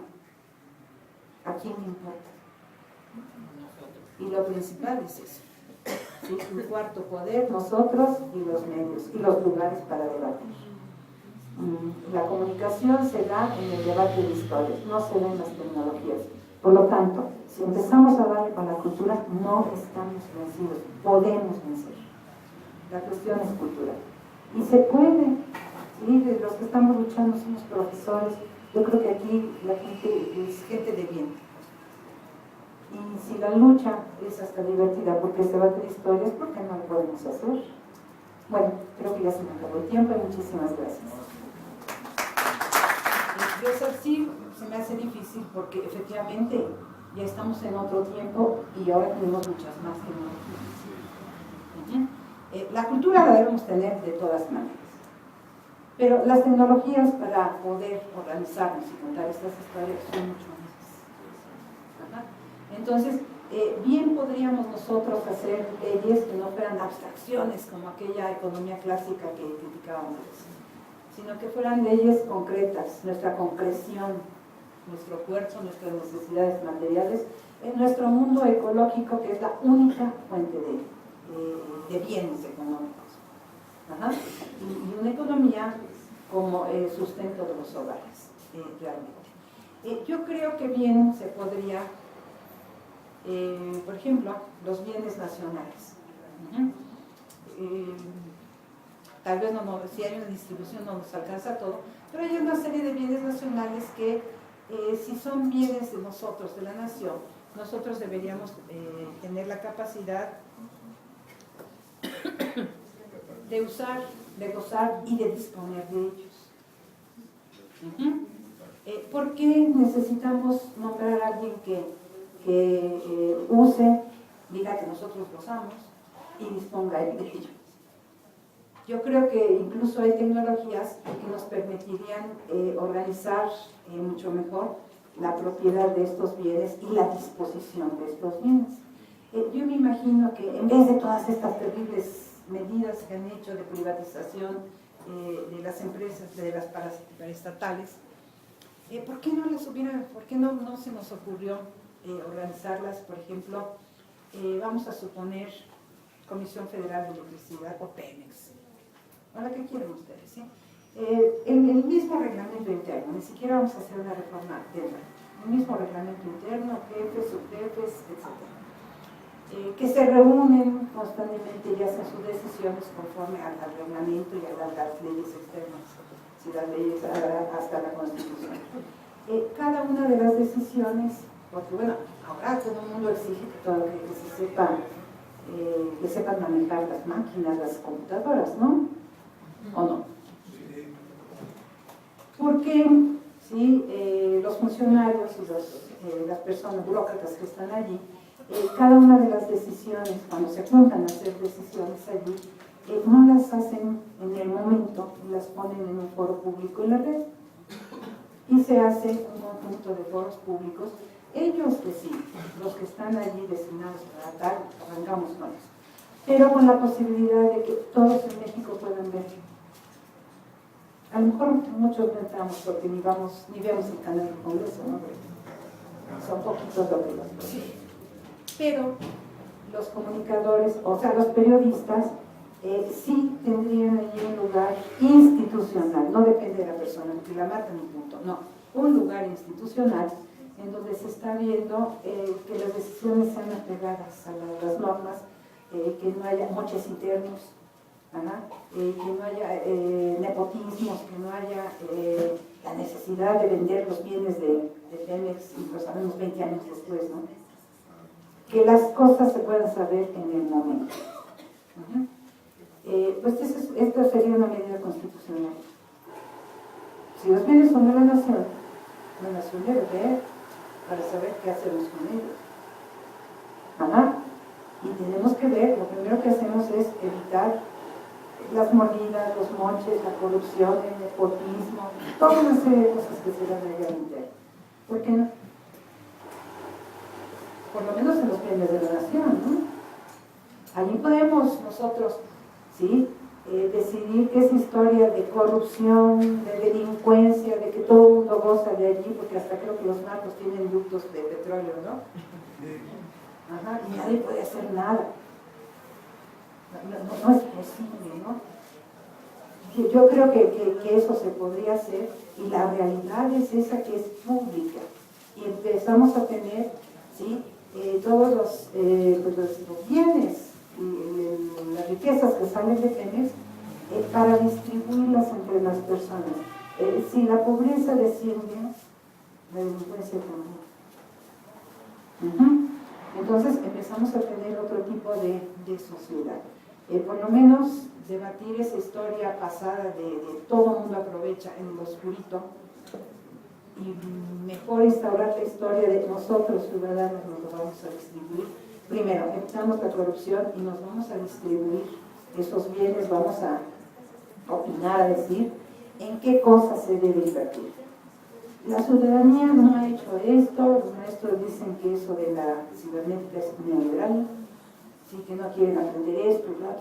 No lo aprendan para hacer lo mismo de siempre, de eso los apoyo, pero vamos a hacer otras cosas, vamos a organizarnos como un sistema nervioso que todo el mundo puede ver, y allí es el foro a donde todas las miradas llegan, se deciden las cosas para mantener al cuerpo social constantemente vivo. Si nos organizamos como un ser vivo. Ajá. Esto lo podríamos hacer, es otra historia.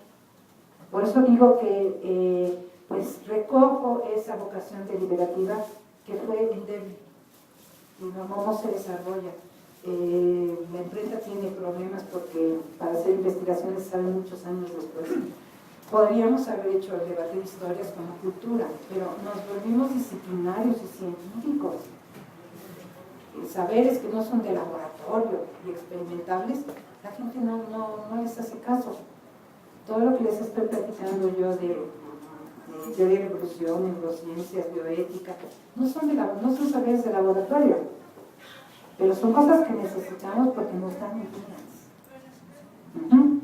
Y porque nos explican cuál es el papel de este debate de historias en nuestro desarrollo, no solo biológico, sino social, y las cosas que podemos hacer.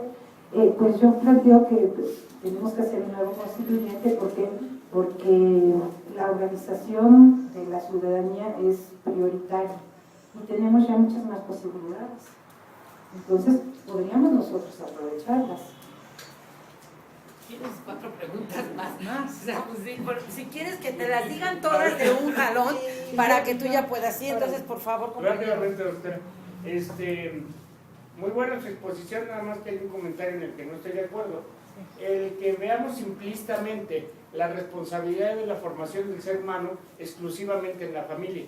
Usted lo dijo claramente, somos entes sociales y la sociedad, todo nuestro entorno tiene que ver mucho en esa formación. Y esto es razón al comentario que usted hacía de si lo que buscamos es justicia o venganza.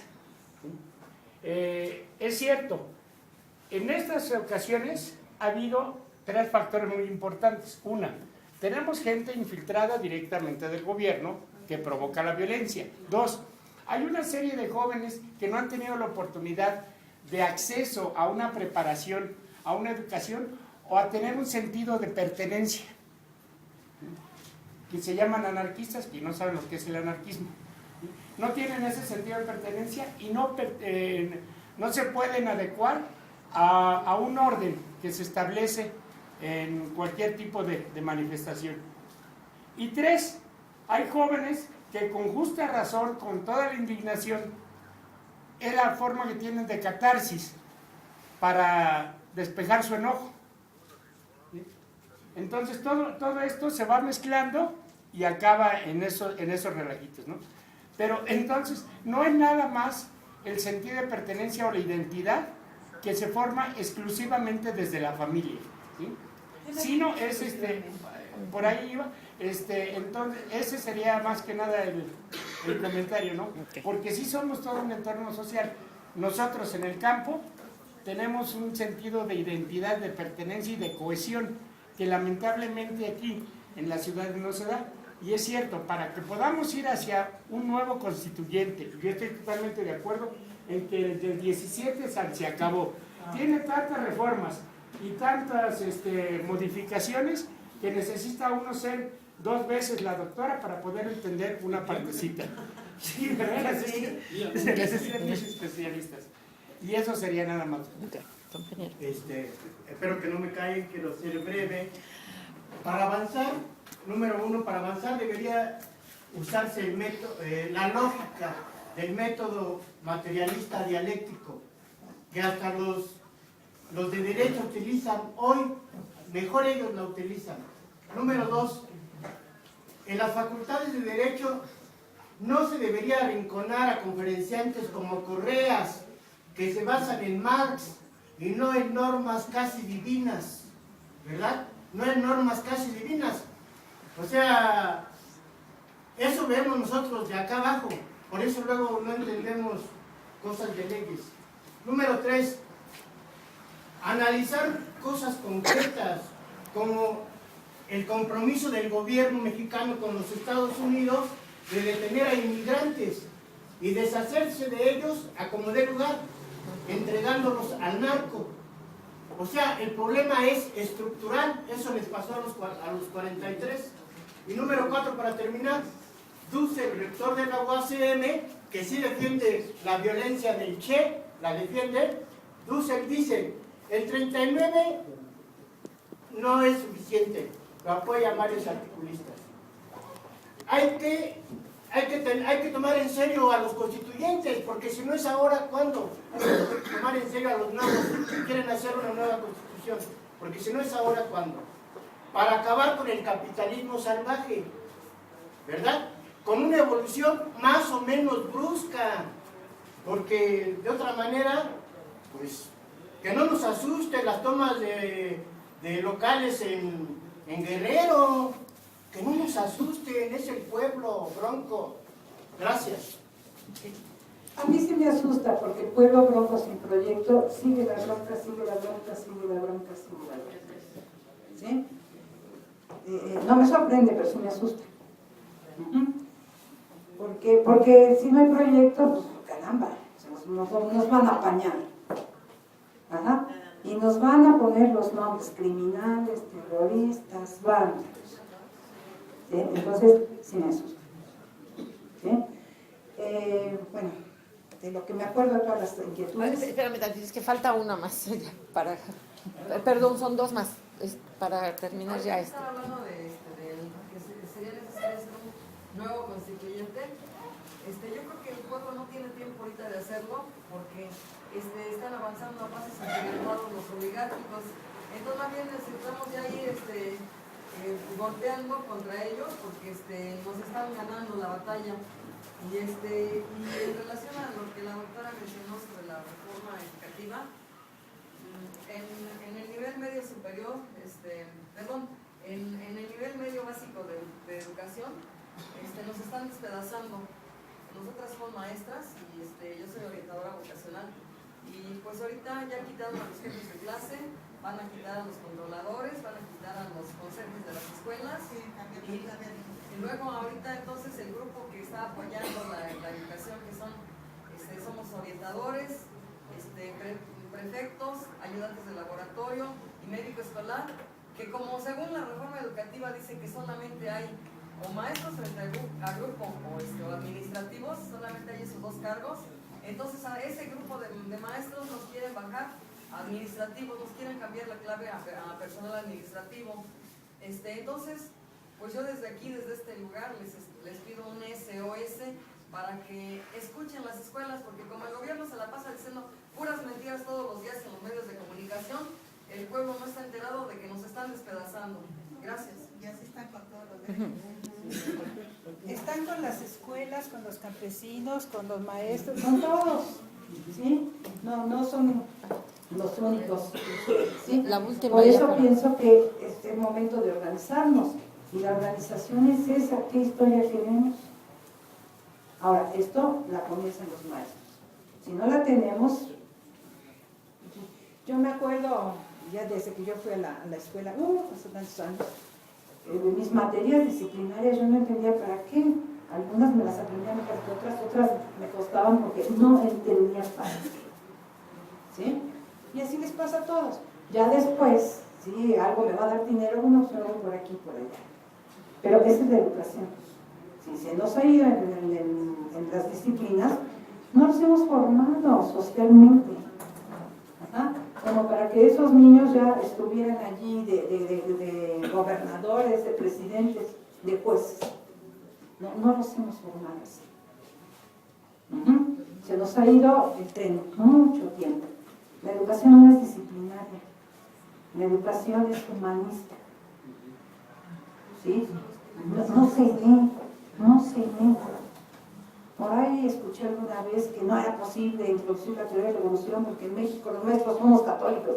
¡Ay, qué cosa! Yo también vengo del catolicismo, pero no podemos nosotros seguir en supersticiones y establecidos. No. Una religión natural es la que nos enseña a razonar. Ya no la llamamos de religión porque está bien desprestigiado el término, es cultura, que nos enseña a razonar desde niños. Si empiezo a saber las consecuencias de mis actos, sé para qué voy a utilizar las matemáticas y para qué voy a utilizar esto, lo otro, me motivo. Los niños no están motivados, no quieren aprender. ¿Sí?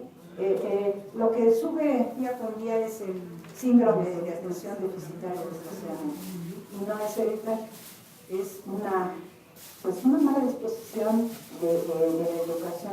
La reforma educativa no es reforma educativa, es reforma burocrática.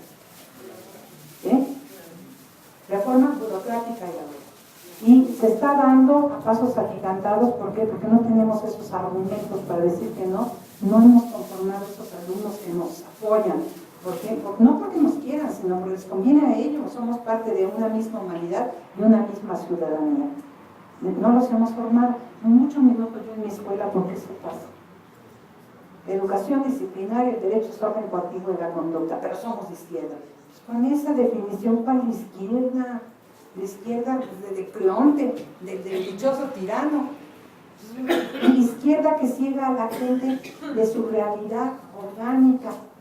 Leyes abstractas, pero como no tenemos el día de nuestra confesión, nuestra dignidad, no las impugnamos. Marx dijo eso, criticó a la economía clásica por abstracta, formalista, y a las leyes de la Constitución lo mismo, universales abstractos. Vamos a concretizarlas, nos vamos a distribuir las cosas, pero no es suficiente distribuir las cosas. Vamos a concretizarlos con ese debate en donde nos transformamos, hacemos sociedad.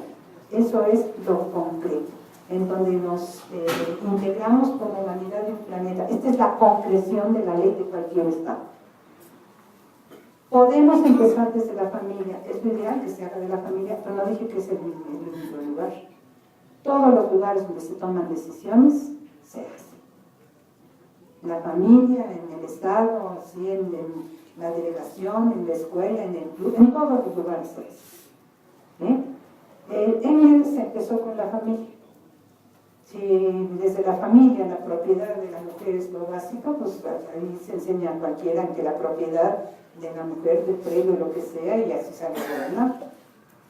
Claro que alguna buena familia da a una gente un poco más democrática, instaura foros en la vida pública y la gente se reeduca. Viene de su casa mal, pero hay instancias en donde la gente se reeduca. Si no, no tiene sentido instaurar un Estado de Derecho público. Público porque debe ser público, pública la toma de decisiones, la debemos ver y participar. Si no, no tiene sentido decir que es público. ¿Sí? Vamos tomando las palabras por lo que son. Y yo creo en esa educación. No tenemos los espacios más que las escuelas. Yo creo que los maestros tenemos esa gran responsabilidad, pero también estoy consciente que los mismos maestros de izquierda no van a leer el libro. Ya leyeron a Marx y ya, con eso. Pues ya lo bien por lo menos, ¿no? También Marx habla de la desalienación. Si estamos viendo una realidad que no es la nuestra, en los seres humanos. Y una transformación no se va a dar en un estado, se da en un mundo. Y la transformación implica la transformación de nosotros y del mundo. Esa es la civilidad. No es que yo ya no soy marxista. No, yo creo que Marx estaría en este sentido. ¿Sí? Ahora. Y también hablando de la desalienación, precisamente, es conformar opinión pública porque sabemos las consecuencias de lo que hacemos. Si no sabemos, pues nos manipulan como sea, ¿sí? Y eso, dado que los zócalos son nuestros movimientos, pues en las escuelas. Y sí es una desgracia que en las escuelas no haya años, no haya bancos, nos faltan muchas cosas en las escuelas, ¿sí? Pero con eso vamos a tener que cargar. Esa es una desgracia muy grande. Si yo entiendo a la compañera maestra. Doctora, ¿sí? Tenemos otra pregunta del compañero Raúl. Raúl,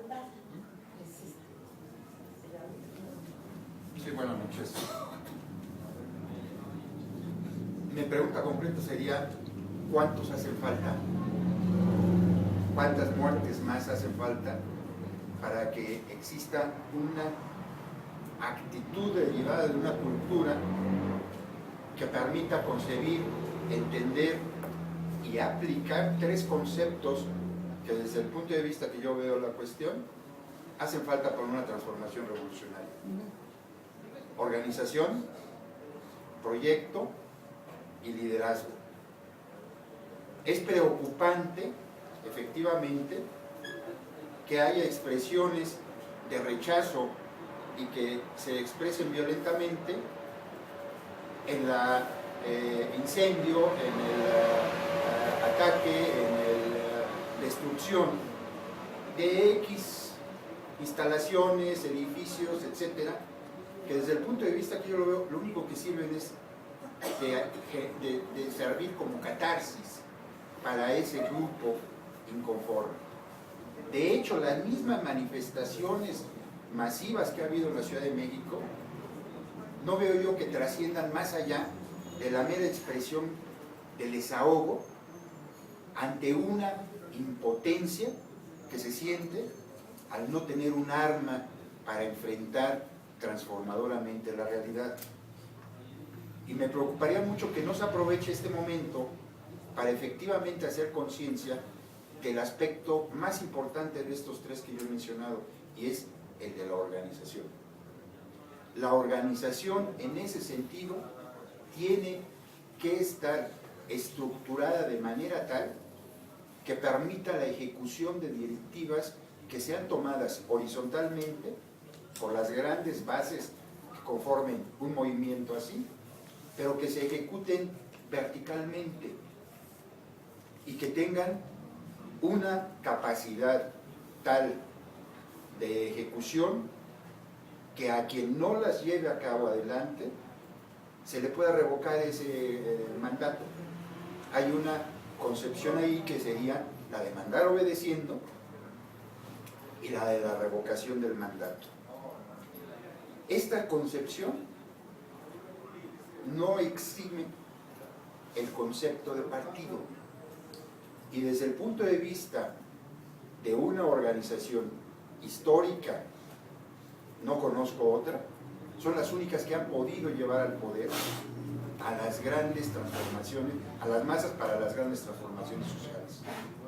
Y en ese sentido, el problema está en que inclusive actualmente este movimiento no está concibiendo la necesidad de la organización partidaria, la organización partidista. Y eso sería grave, que no resultara como beneficio, ahora sí que del sacrificio de los 43 compañeros de Ayotzinapa. Hubiera un cambio de lo cuantitativo a lo cualitativo. Pregunto de nuevo, ¿cuántos más hacen falta? ¿Ya tuvimos 43 en Sonora? 43, digo, alrededor de 40. Los recientes. ¿Perdón? Los recientes. Los recientes, sí. Los últimos. No, yo me refería, por ejemplo, a los del ABC. 49, ¿no? 49, sí. Sí. Y en este caso...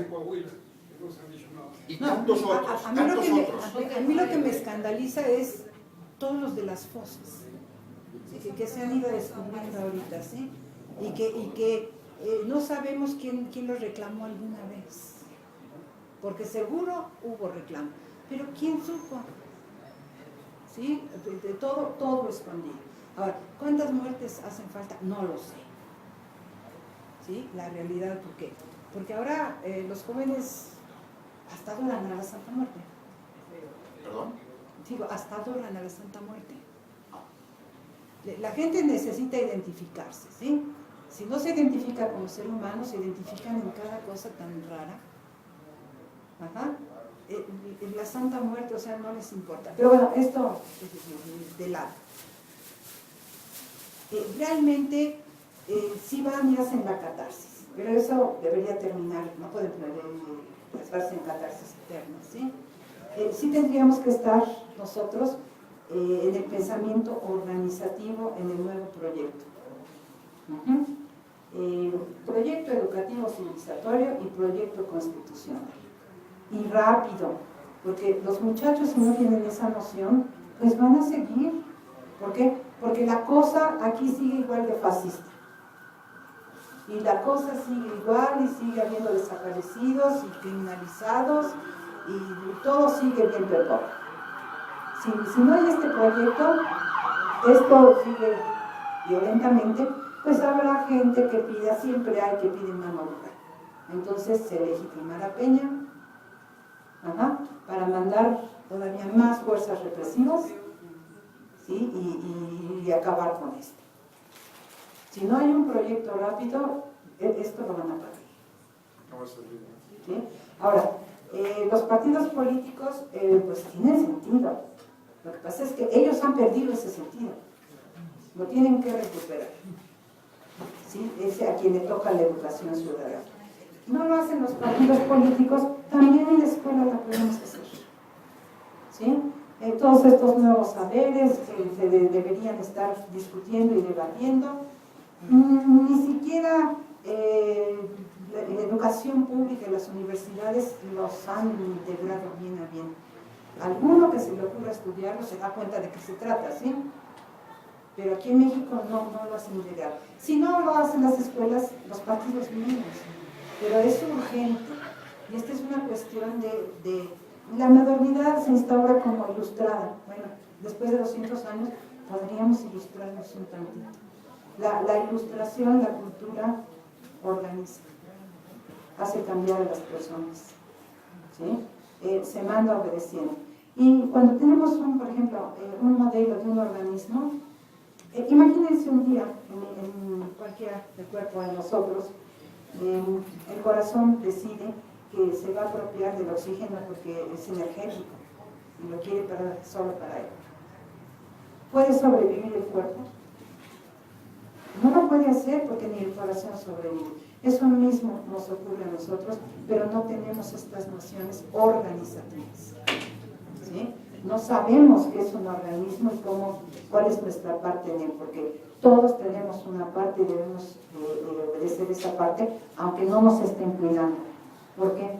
Porque somos parte del organismo y con él vivimos y con él perecemos. Esto es parte de la educación. La gente tiene que educarse, tiene que condicionar a los partidos. ¿Sí? Ya esas bolsas de trabajo y vasallajes a partidos, no, ya no se puede. El partido tiene que hacer estos foros, ver que nos podamos distribuir los bienes, hacer esta reorganización, por lo menos de los bienes de la nación, que podamos ver qué sucede en el momento, para pararlo en el momento. Que los comunicadores estén institucionalmente allí, que aunque uno muere o que maten a uno, inmediatamente se repone. O sea, no habrá interés de seguir matando a los comunicadores. ¿Sí? Esto tenemos que hacer, porque comunicador de izquierda inmediatamente está en la mira. Defensor de derechos inmediatamente está en la mira. No tiene que ser la persona, tiene que ser la organización. Y se puede, y rápido. Porque si no, Peña y todos sus esbirros pues ya están en la cuestión de satanizar y criminalizar. Y hay mucha gente que no la vemos porque es pasiva. ¿Sí? No sale, está ahí en su casa viendo la tele. Que si comprendiera, tiene necesidad, porque muchas veces es la gente pues de más escasos recursos y conocimientos. ¿Sí? A toda esa gente tenemos que ayudar. Y ya no es la cuestión de mi nación, es cuestión de la humanidad del planeta. ¿Sí? Por lo tanto, son todas las ciudadanías que nos tenemos que solidarizar, y esa es la causa. Ya no hay liderazgo de cachitos, porque el problema no es a cachitos ya. El problema es mundo. Es un planeta que estamos deshaciendo. ¿Sí? Y esto lo deben entender los jóvenes, pero no tengo la posibilidad de llegar a ellos, pero ustedes también tienen posibilidades, las vamos a extender, ¿no? Yo por lo menos con mis alumnos ya estoy sobre eso. No es que es un solo grupito, son muchos. Pero sí todos los muchachos necesitan saber de este proyecto, unirse a eso y platicarlo con toda la demás gente. Plática. No tenemos las tecnologías, pero con plática se puede. La comunicación es eso que les digo. Las otras son solo tecnologías, que si tenemos un proyecto nos servirá. ¿Cómo es que ISAP sí utiliza las tecnologías para las declaraciones y todo? Y nosotros no, nosotros puritanos de que no, son neoliberales. No, se aprende, pero para usar de nuestro lado. ¿Sí? Todavía es cuestión de crear una serie de cosas. Los jóvenes con estos conocimientos pueden crear.